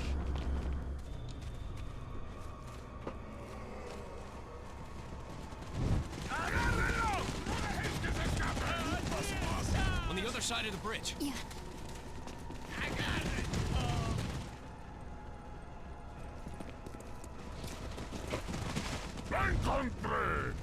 You take that one. Okay. Ready? Now we're just gonna do this, and they will have no retort.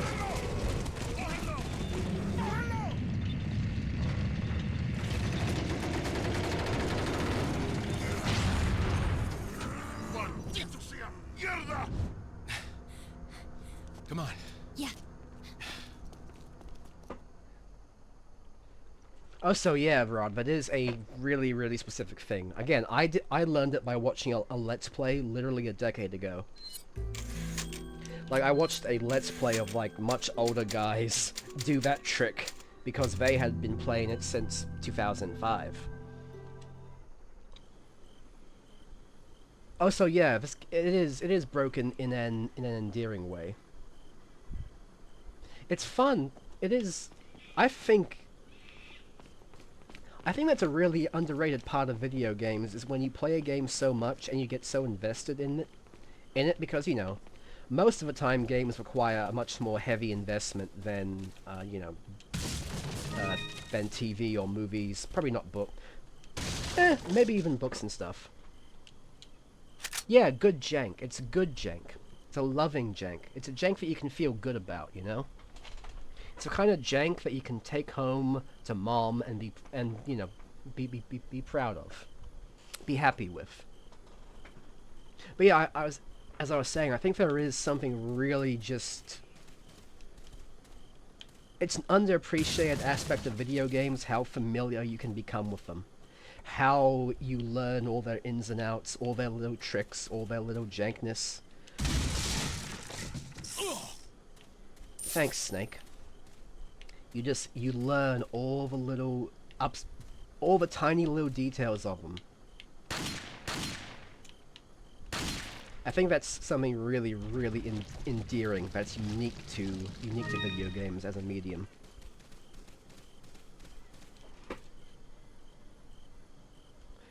Yeah, exactly. We like pushing the game just enough to its limits that we start to see it break, but not break entirely. We like to get reminded that, these things are made by people and they're filled with little quirks.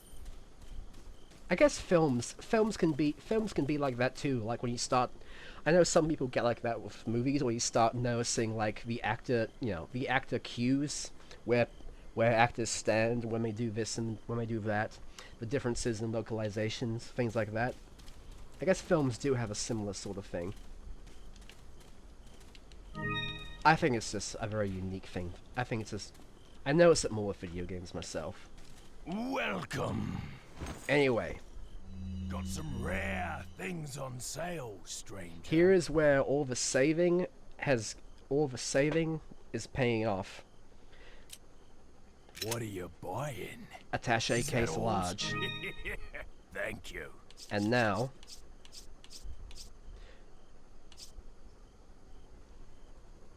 Broken butterfly. Riot gun. Rifle semi-auto. Mine thrower. New scopes. The next tier of weapons has unlocked. We have officially entered the second area, and all the straight up upgrades to our kit have unlocked. What are you selling? And because we didn't upgrade our basic weapons that much, we've saved a ton of money, so we can buy them without any hesitation. So we sell the shotgun, we sell the rifle. Thank you. Sell the rifle scope. Stranger? Thank you. Yes, I do know how to get... Yeah, Beans. I do know how to get the revolver for free. It takes a little bit, but you can get the revolver for free, and you can get it before you need it. Like, you really only need it for the final part of Chapter 2 and then going into Chapter 3. But you can get it for free before then. Is that all? Is that all? Thank you. I do know the way, it's just a little bit of a fuck around. What are you buying? Okay, so let's get the riot gun.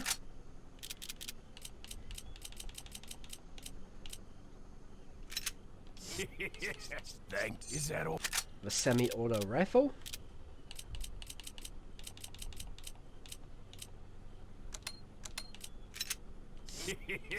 Thank you. And the semi-auto rifle scope. Now you may be curious about the mine thrower. The mine thrower is interesting. The mine thrower is a very, very good weapon against two kinds of enemies. It's extremely useful against two very specific kinds of enemies. It is also, however, if you look at it... Not only will you need cash, but you'll need guts to buy that weapon. It also takes up a buttload of space, and its ammo also takes up it also, the gun's ammo also takes up a buttload of space, so it limits you on other types of weapons you can get. Getting the mine thrower is committing yourself to the mine thrower. And again, it's only really super useful on two kinds of enemies. Like, specifically, two kinds of enemies it hard counters, but everything else, it's kind of like using it becomes a waste. So, you know, it's a very risky option. Guy like me doesn't really need it. It is cool though, like, do not get me wrong, the mine thrower is very cool. But again, it's a commitment, you know? A mine thrower is not just for Christmas, you know? A mine thrower is a commitment for life. What are you selling?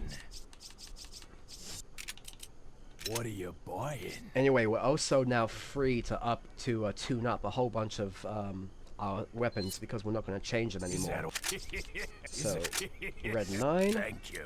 What are you buying? And the new rifle. Is that all? Is that all?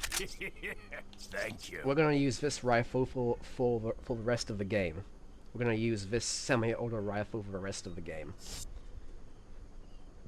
The riot gun we will swap out, but we are going to use it for a little bit, so I like to put a little bit into its firepower. Thank you. And, you know, we have the money for it. Come back any time.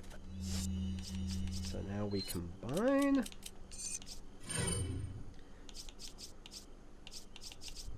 And I think it's time to rearrange our setup here. Because we're heading into new territory. Okay, grenade over here. Egg and herbs over here. That's a lot better. Ammo's a little bit of a... Ammo's a bit... actually, hang on. I gotta...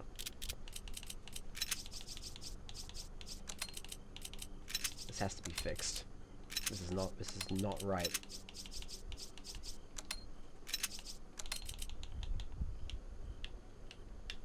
The fuck?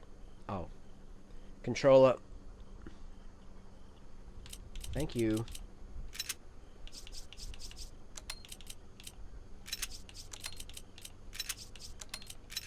There, that's right. That's right.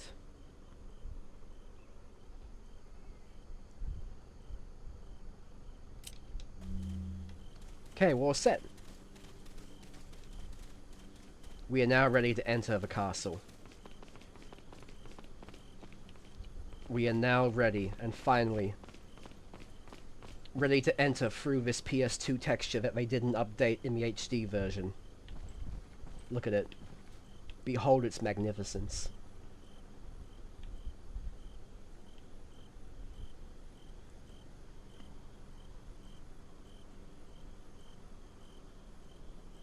Graphics ain't getting any better than that.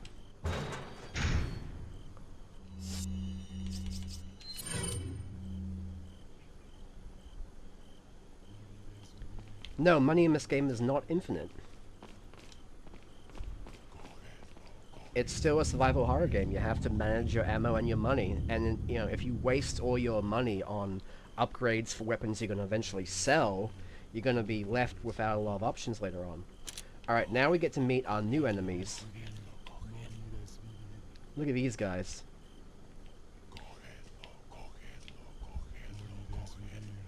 So yeah, now we move on to the cultists who inhabit Scooby-Doo's castle. Yes, evil wizards, essentially. We have to fight the evil wizards.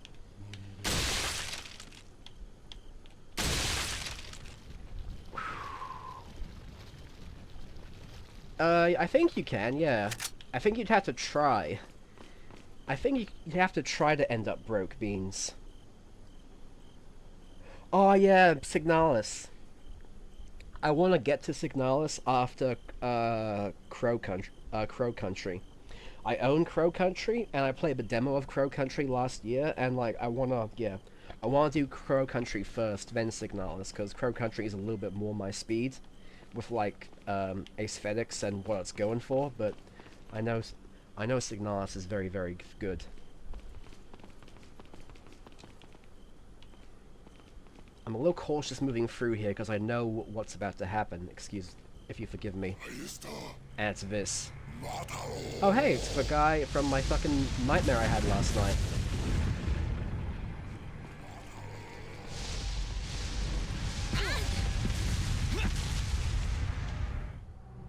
Oh, no. Oh, I didn't wait.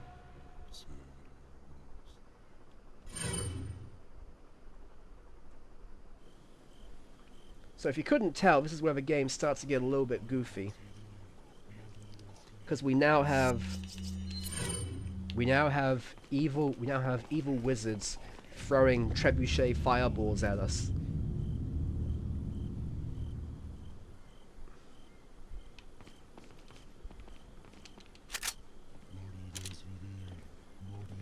I'm gonna see if I can get the 2-4.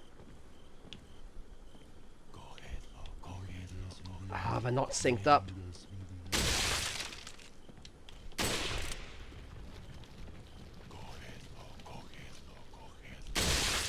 I wasted shots. That rifle reload is also like not in a good frame rate for some reason. Yeah, me too, Rod. I hate when that happens. Okay, I think I have to Wait. I'm gonna have to wait here.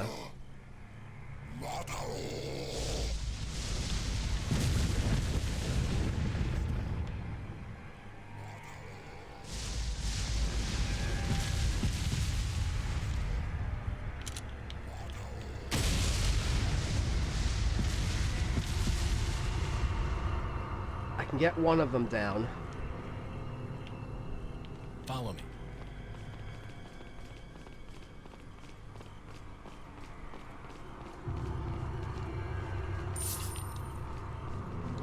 We can get down in here.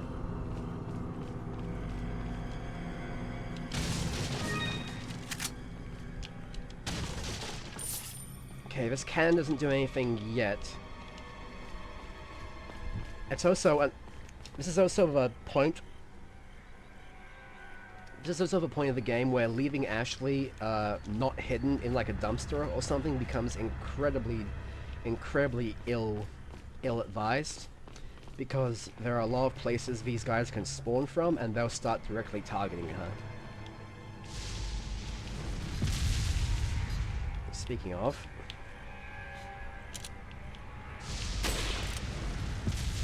Ah. There we go. Wait. I think she'll be okay here. I need to rush. I need to rush him and turn to get these guys up here.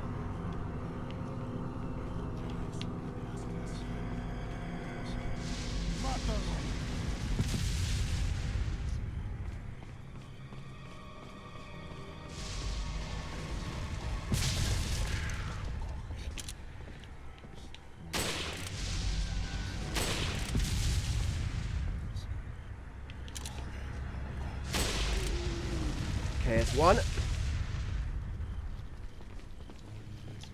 And there's another. Okay, we're good.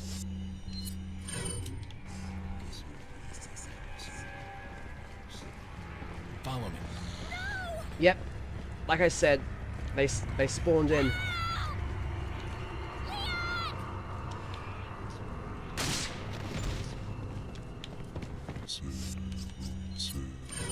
Let's try out the new riot gun. Don't you laugh at me, evil wizard. So yeah, these guys no longer... Jesus Christ, I forgot. I forgot he could do that.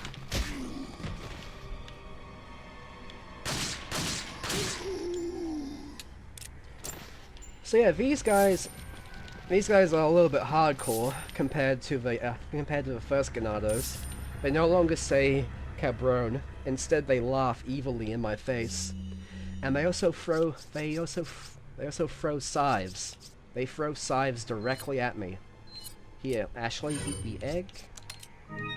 Me use this.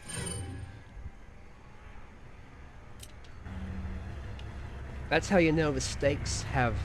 That's how you know the stakes have raised. You've got these Final Fantasy XIV like glamour looking dudes with their Reaper scythes coming at you. They really could be a Reaper glam in FF14, by the way. Like, it's really close to like stuff I've seen in game. The mask and the scythe and the robe. It's like.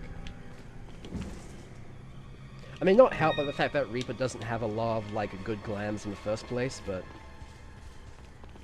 that's an FF14 problem. That's not a problem to concern ourselves with.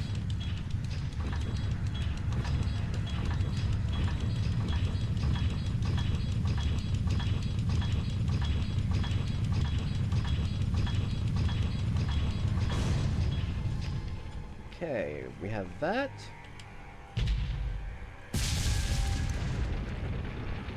So yeah, instead of opening the door, we gotta do that. So as you can tell, the tone has taken a little bit of a shift. Like, if you were here for any of the village section in the last stream, or like, you know, the first half of this stream, you can tell the tone's taken a little bit of a change. You know, we're heading. RE4's decided that it wants to head in a little bit of a different direction. Welcome. Got some rare. What are you buying? Okay. Yeah, let's get 6. Thank you. Let's get 6 firepower. That'll be good. What Anything are you else? buying? Now we're good. Oh yeah, let me do the ammo capacity Is that for all? free ammo. What are you selling? And sell the velvet blue, very close to blue velvet, Is that all? Thank you. which Come back obviously is a anytime. David Lynch movie I want to see. I want to see Blue Velvet. I kind of want to see Wild at Heart first, though. That looks a little bit more fun. Leon, where's your current location? We decided to lay low in a castle, but it looks like it was a bad move. Meaning...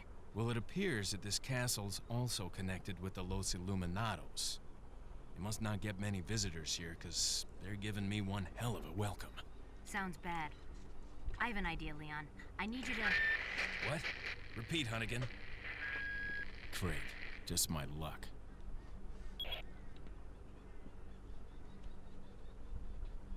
Mm-hmm.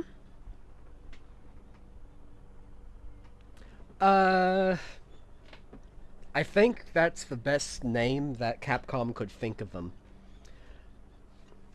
Look, they're not as smart as the Illuminati. Like, there's no actual aesthetic connections between them and the Illuminati. They just have the same name, or rather, a similar name. Los Illuminados, I think, means the Enlightened Ones. At least I think that's what Capcom thinks it means. You kind of have to do a lot of inferring with this game between like what Capcom thought these words meant, because it's getting translated 3 times. It's getting translated from Spanish to English to Japanese, and then kind of back again. So it's not what we'd call a exact science. Anyway. But yeah, any actual direct connections between this group and the Illuminati, I think, are non-existent. There's a platinum sword mounted on the gold plate. I wonder what that's about. for now.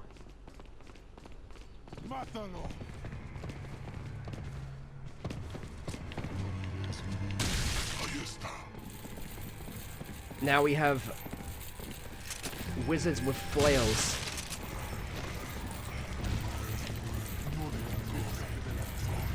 Thankfully, they like grouping together.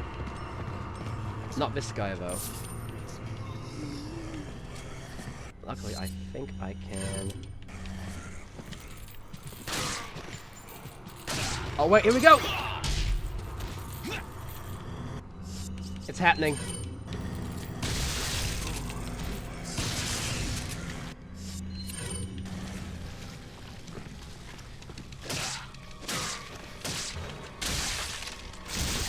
Okay, so we're at the point of the game where we no longer do the Crow Cobb, like, left leg cemetery kick to them. We now do the Kevin Randleman Giga Suplex. Okay, they're getting a little close.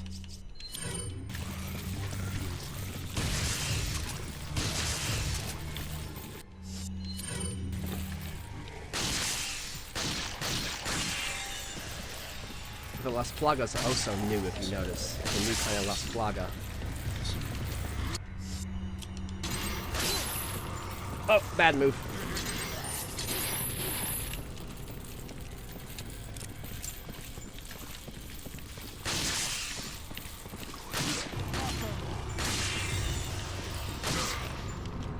Oh, damn it.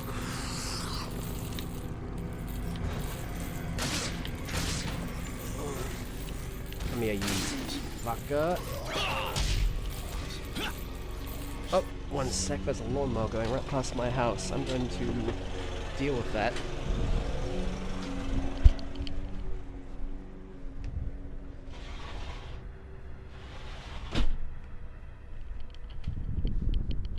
Sorry about that.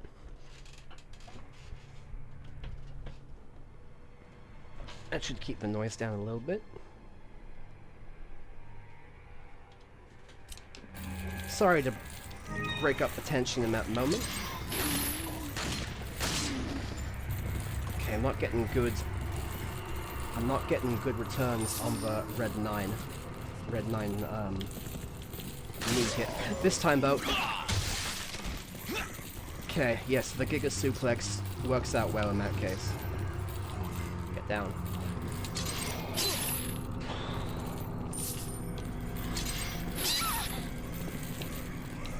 I'm botching it. Ladies and gentlemen, I'm starting to botch it. I'm starting to botch it.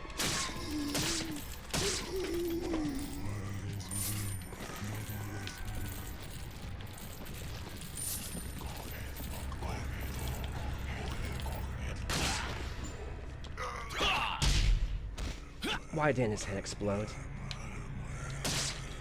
That's all I wanted. Thank you. Okay, yeah, we're starting to... Oh, thank you, Jesus.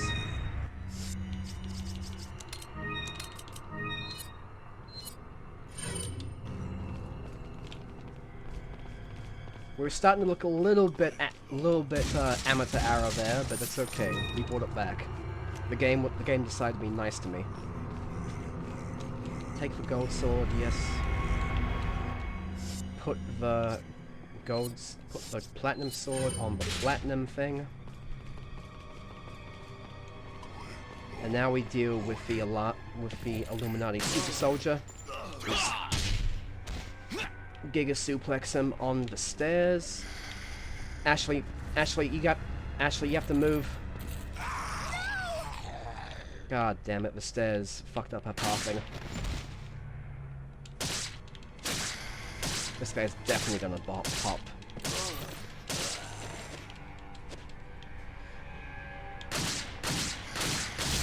Yep, I knew it.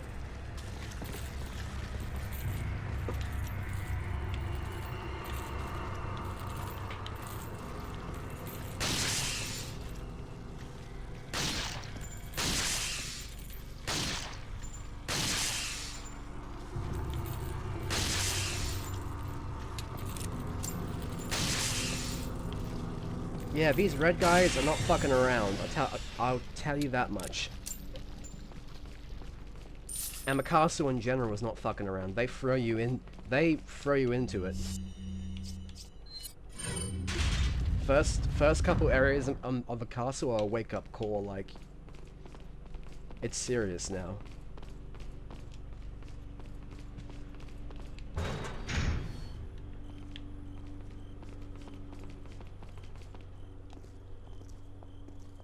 Leon! Louis, I've got something for you guys. What? Oh, shit! I must have dropped it when I was running away from them. Dropped what? A drug that'll stop your convulsions. Look, I know you're carriers. You've been coughing up blood, right? Ah, yes, the eggs they put in us. And you. Yes. Damn it! The eggs have hatched. We don't have much time. what are you talking about? I have to go back and get it. Let me come with you. No, you stay here with Leon. He's better with the ladies, I'm sure. Why are you... It makes me feel better. Let's just leave it at that. Thank you, Louis, you mysterious character. That is one advantage I will give the remake, is that they flesh out a lot of the characters a lot more, particularly Louis, who does not get a lot of characterization besides just being random guy who helps you. Okay, we can't go... We may be in trouble, because we can't go in here. Also, notice... This is fun. Notice how this door is this one big texture placed over a portal? You have these, like, these reliefs, or busts, rather. These, like, statue busts that are meant to, like, stick out to give it depth. But just look at how shit they are. That looks like when you zoom in on a texture from, like, Dark Souls 1. In, like, an area you're not supposed to zoom in on. Like, really big, like... really big Zuli the Witch looking at Anor Londo vibes.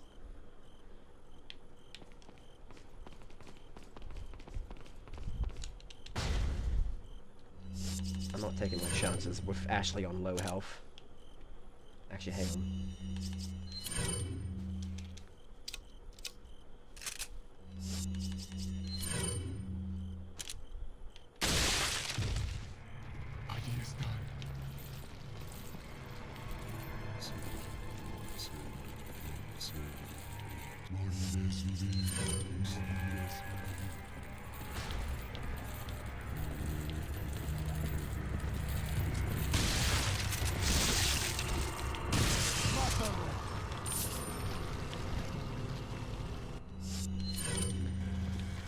I was hoping they would come from the other direction because of that barrel there, but beggars can't be choosers. Okay, there's only one, so I'll save my ammo and suplex him. You gotta be fucking kidding. Pay attention how much ammo I have.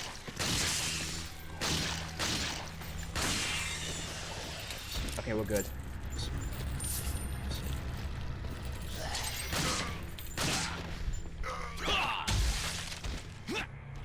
Okay.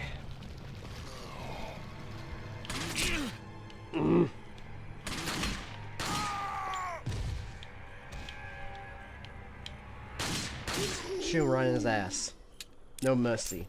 Ass. Let's go straight for the ass. The reason I'm being so... Oh, Jesus. Jump scare. The reason I'm being so cautious right now is because Ashley is... Like, if she takes one more hit, she will die. So I need to get her a healing before we can, like, play a little bit more... Ah, thank you. Before we can play a little bit more fast and loose. There we go. Also, if you're wondering, you can actually upgrade Ashley's health. But... to upgrade Ashley's health, it takes the same amount of, you use the same herb combination as you do on Leon.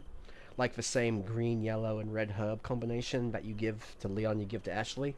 So it's kind of like that's a health upgrade you can use on yourself. So it's not entirely worth it. Universal recipes? Yeah, yeah. That's what I mean.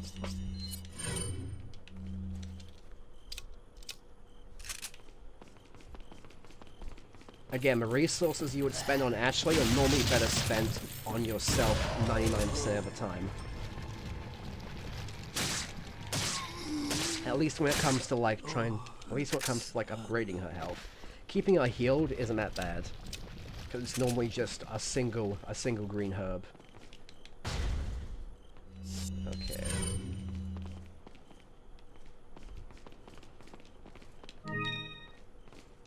I gotta remember. This room sucks, because the second I open this...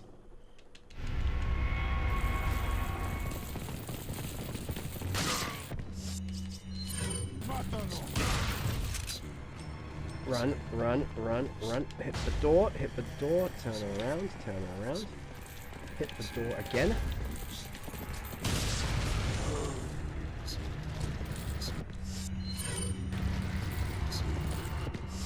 Kite them, kite them, kite them. Fuck it. Re-kite them through the door.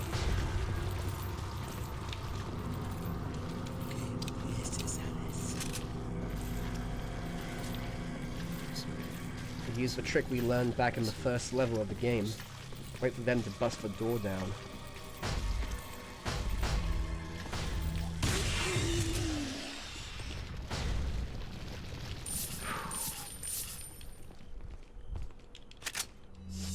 Minimal effort.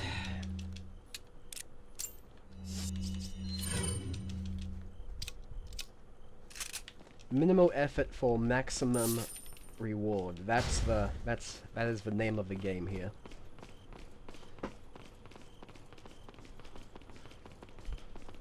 And now we're moving on to a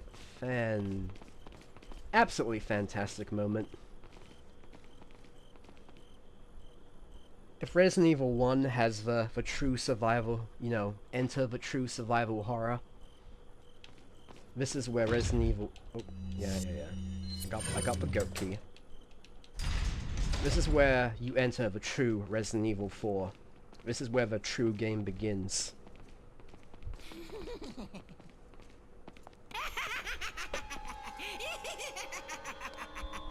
This is where we reach peak. Starting to wonder when you might notice us. Who are you? Me llamo Ramon Salazar, the 8th Castellan of this magnificent architecture. I have been honored with the prodigious power from the great Lord Sadler. I've been expecting you, my brethrens. No thanks, bro. My, we've got a feisty one. If you care for your own well-being, I suggest you surrender yourself and simply become our hostage. Or Mr. Scott, you can give us the girl because you're not worth a penny, I'm afraid. You can die. I'm never turning into one of them. Never. Got that right. I think I could have... Find a cure. I think I could have lived my life not knowing that information means. I think I could have happily lived my life not knowing that. But thank you for sharing all the same. You know, it's good. It helps to share these things.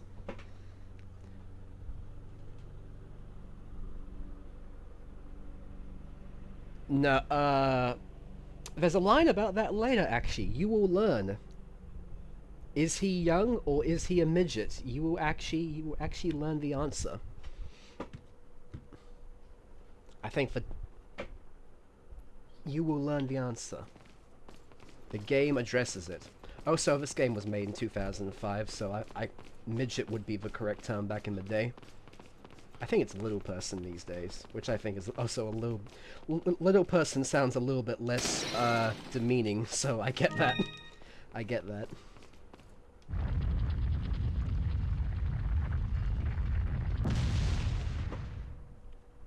Really? I think the person in Little Person makes it sound a little bit less weird. I'm sure it's different for, you know, I'm sure it's different for different people though.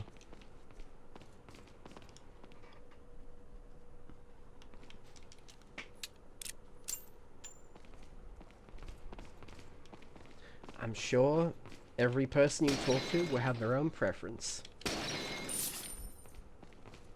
But yes, this is where the true Resident Evil 4 begins. Squeaky voiced Napoleon is here.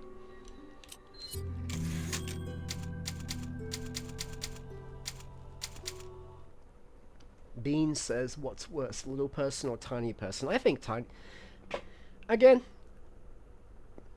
I think tiny sounds worse because it draws attention to it. Oh god.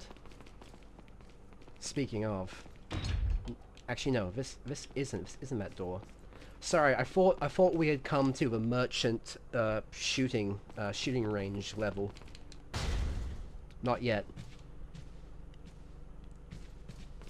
There's a mini game in this that's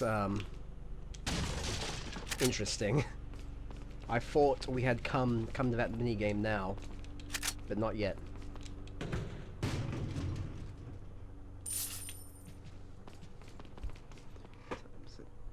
Actually, looking at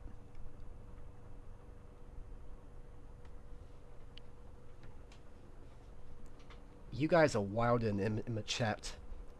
In the chat with these names.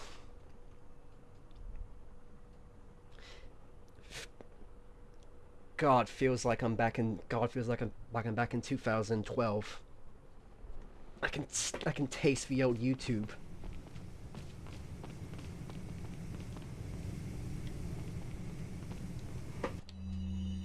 See, what's weird is that manlet's a modern word, but it hasn't developed that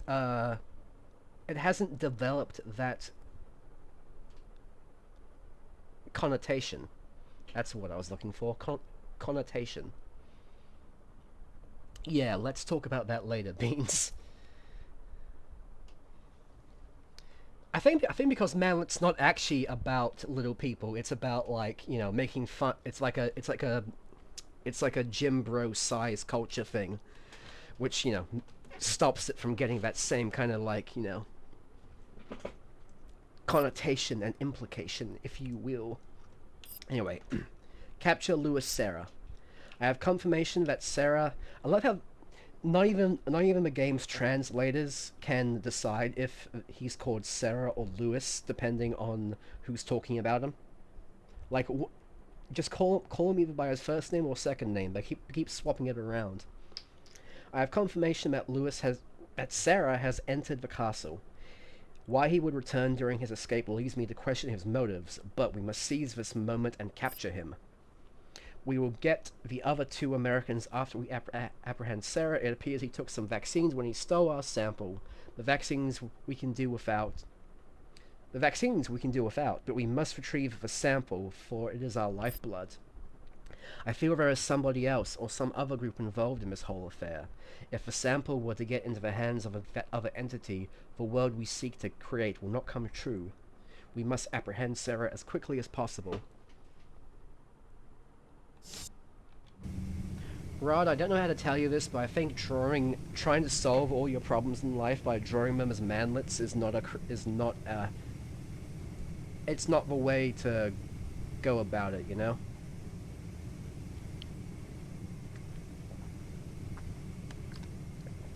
It definitely is becoming a common solution for a lot of people, but I question its long-term validity, you know? We may be getting too close to, like, a Wojak singularity here. Like, too much. Too much. Anyway, these horse heads are wonderfully modeled. I don't think I want to try that hard, wildcard. I don't think I want to try that hard. No place for a Lamb of God, such as myself. Lamb of God like me fears fears to tread down that Wojak path. That path of the Wojak singularity. I think I can... if I remember, there's some ammo hidden up here. Yeah, there it is. I can pick that up in a minute. Oh, also. Wait. What a sturdy door. A prison, perhaps? Yeah, we need to get her to wait here because we're about to enter a new kind of hell. A fresh kind of hell.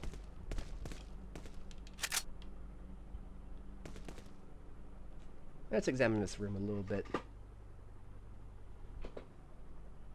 Bell. Guy. This is gonna go well.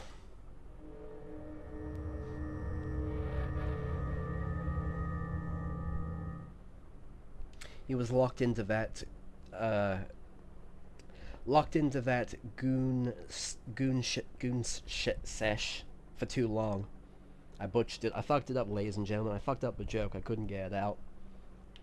You know where I was going with it, though. I mean, look at him. Look at this guy.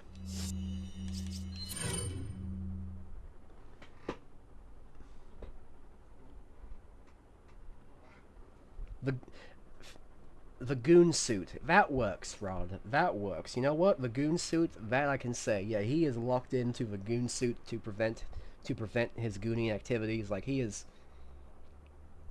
This guy's been tried for, like, goon crimes. Like, he would... Like, he's gone so far, like, they had... You know, law enforcement had to, like, step in. Like, courts had to step in to be like, okay, this guy, we need to put a stop to this guy. Not what he was gooning over, the fact he was just gooning so much.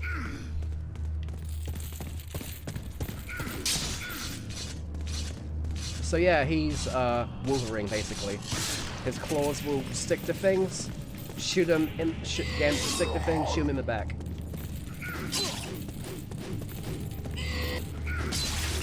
And yes, he would decapitate you like that in an instant.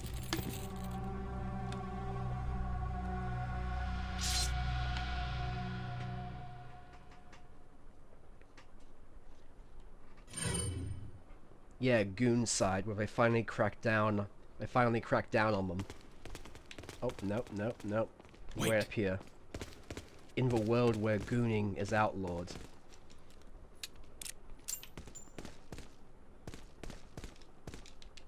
Okay, well, I have now said goon far too many times.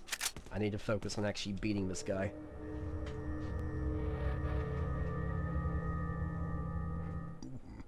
Excuse me. I stood no chance against him, I really didn't.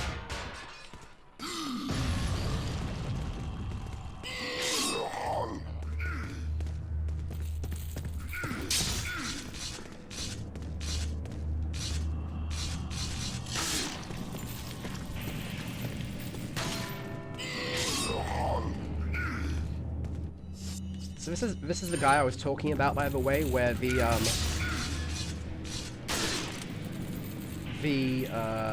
mine launcher is really effective against him. Because the mine explosion can...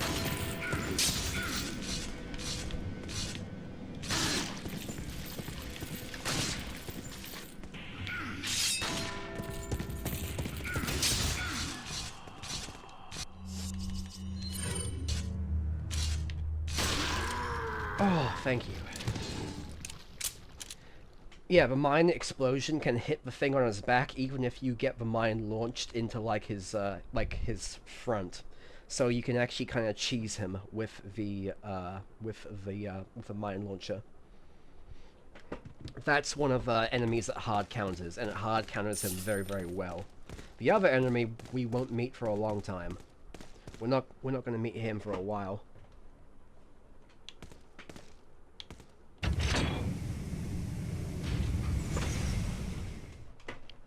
speaking of a while, by the way, I think I'm gonna probably go for another 15-20 minutes and then call it. We're coming up to about 3 hours, which is what the last stream was too.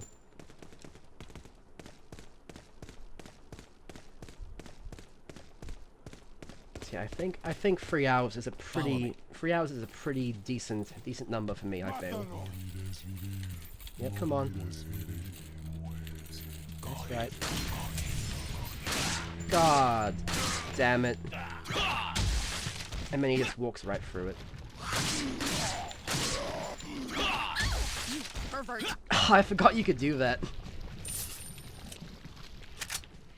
I forgot they add that in the game.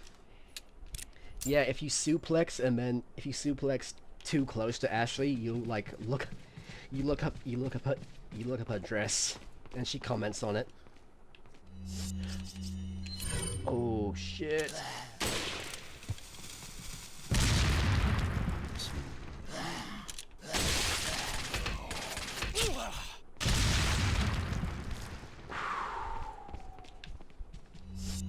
A little rough, don't you think?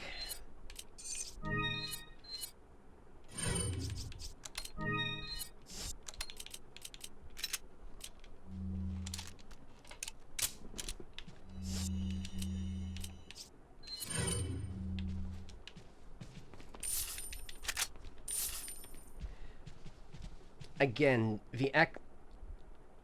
I do appreciate how they put the fucking Acme Dynamite guy and the 2 crossbow guys directly together so you could get that wonderful, wonderful visual of them all being blown up at once.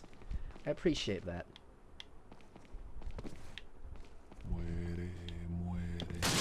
Weird amount of these guys AI breaking for some reason. Normally they're a little bit more onto it. He's not gonna pop? Okay.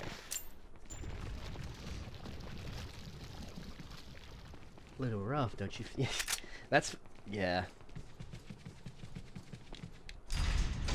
One of those... oh god, it's this room. Oh god. Oh Jesus. It's the water room. This is one of the harder and more notorious levels in the game. So basically we have to complete a 2-person puzzle while dealing with a shitload of guys. Get rid of him first. Then that one. Fuck. Move.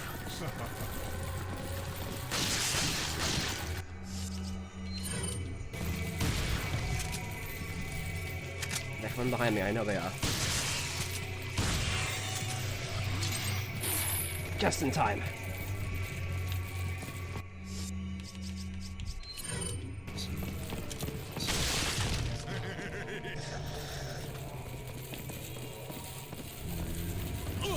Yep, oh shit. That's not up. Oh, no, I'm fucked. Control it. Move. Oh, it's not going to shit now.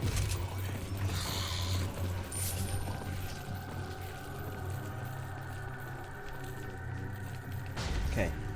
Get in here. Wait here. Okay, so what happened there was that my controller disconnected right after that QTE. And the QTE threw me off because it was the X button instead of the thumbstick to escape being grabbed. So you know what? I'm not going to take responsibility for that one.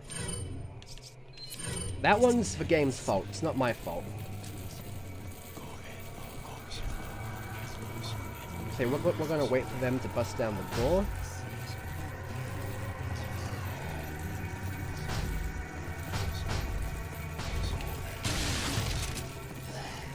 Do it again.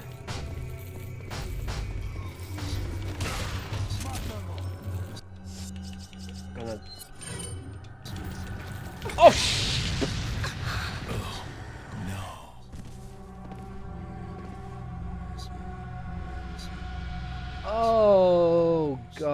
god, oh my god. Oh my god.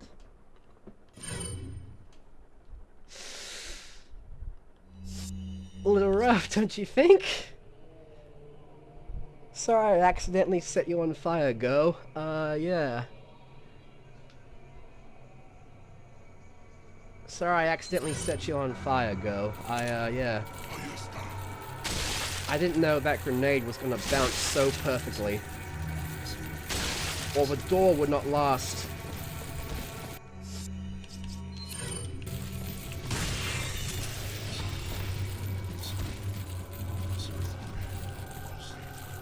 That was... That's a clip. That's a clip right there. Wait. I can't believe I've never seen that. Even from myself or anyone else playing. I've never seen the, like, the grenade, like, Call of Duty wall bounce grenade bang. Follow me. Like, that was some Halo, that was some, like, Halo 1, like, plasma grenade sticky tech right there.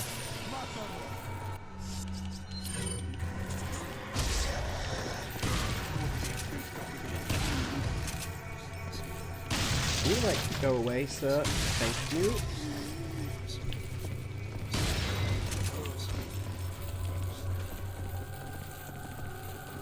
But I think you can see now why this is one of the more, Jesus, why this is one of the more infamous rooms in the game.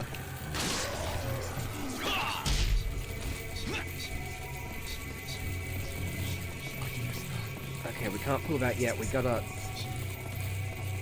take a minute. We gotta take a minute to kite. Would you believe this isn't even half? This isn't even half of the main puzzle. We're not even halfway there yet.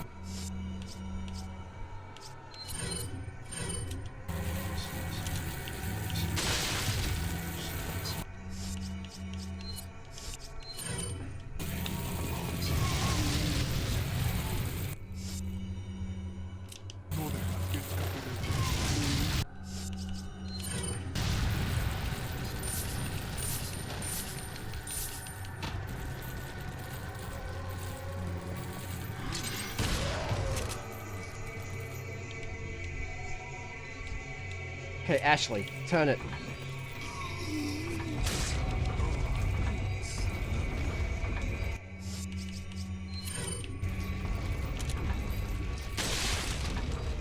At this stage, it's much better for Ashley to turn it than me.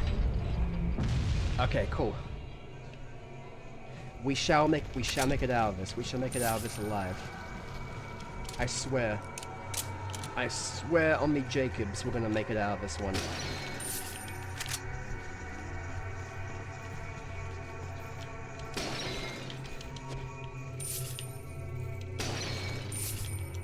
Okay, we got some breathing room.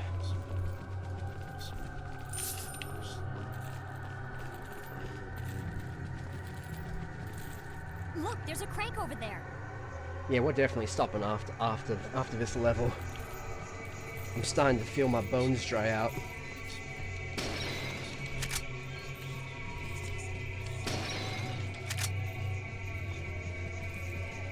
Okay, now the main part of the puzzle.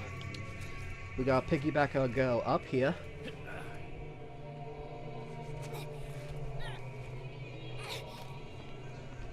Watch out for me.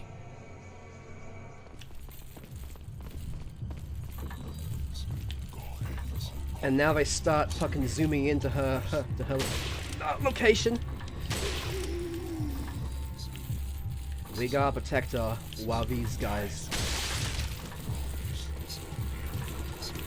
Oh, and the evil wizards spawn... The evil wizards spawn in on me as well.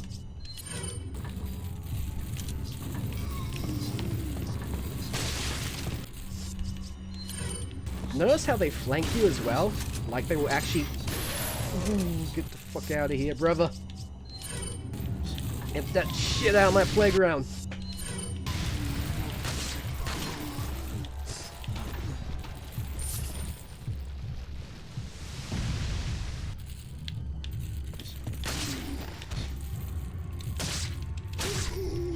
go. They remind me of the fucking Pac-Man ghosts.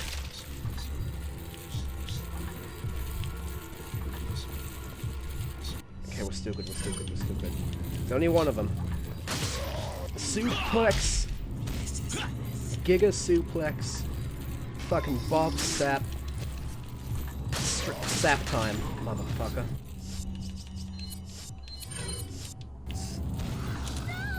God damn it. You gotta, also fun thing, you gotta shoot their oh!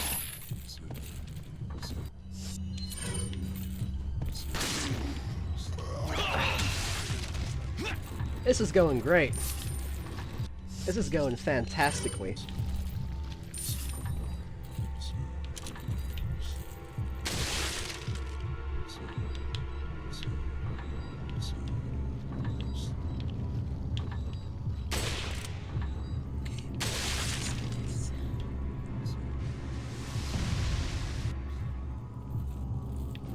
Okay. Yep.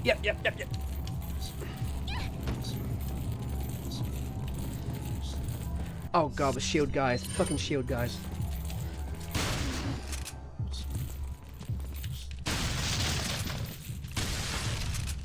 You can go straight to hell, brother. Luckily, she can jump by herself.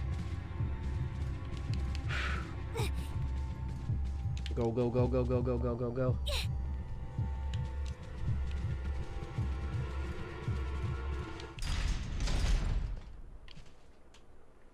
Oh, holy shit. Holy shit. And that, ladies and gentlemen, was the Resident Evil 4 water room. I hope you enjoyed getting to hear me scream like a girl, getting jump scared by evil wizards, and trying not to shoot my girl. God damn. Well, and burning her that one time, but that's okay. That happened in the other. That happened in the other reality. We don't talk about what happened in that reality. Okay, I'm gonna walk up to this saving thing, and there's gonna be a cutscene, and we're gonna save it, and we're gonna call the stream there, because I ain't topping that tonight. Actually, no. I'm gonna save it. I'm gonna save it right now. I'm gonna save it right now. The cutscene doesn't activate yet. I'm gonna save the cutscene for next stream.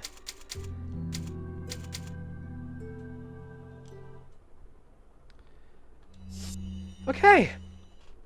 We're ending it there. Yeah, grenade. Yeah, exactly. Grenade World. We don't talk about what happens in Grenade World. That's fine. Ooh. So, that was Resident Evil 4 for this week. I hope everyone who came here enjoyed it. I certainly did. Yeah. I thought... Give me a second while we move over onto the next stream. Page. And... Bada boom.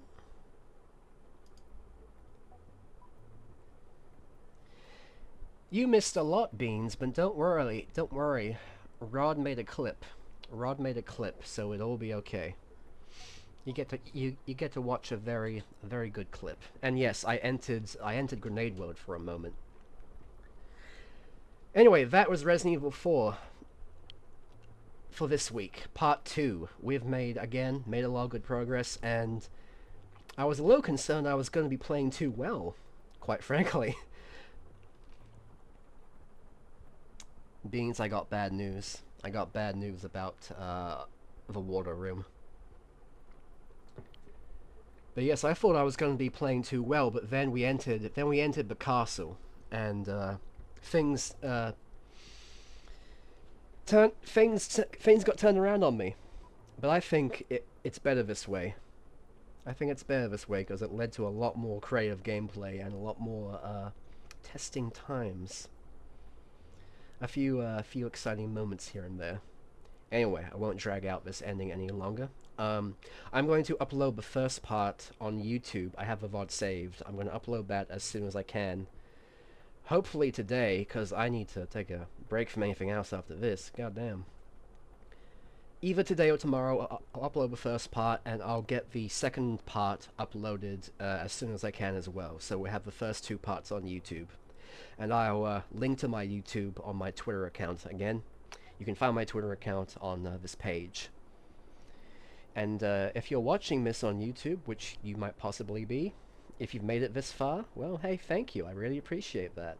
I really appreciate you making it this far in the VOD. And yes, I'll probably also publish that clip that was made as an official clip, because that's too good. And also, I gotta clip the other thing as well. I remember that. I remember that too.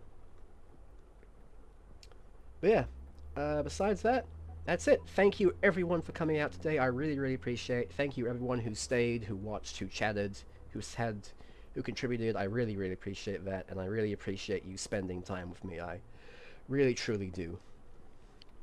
So yeah, I'll probably see you in a week from now, maybe a little bit sooner if there's nothing else for me going on this week. We'll see how my schedule goes, and yeah, no matter what, I'll see you all soon. So thanks for coming out, and see you later. Bye-bye.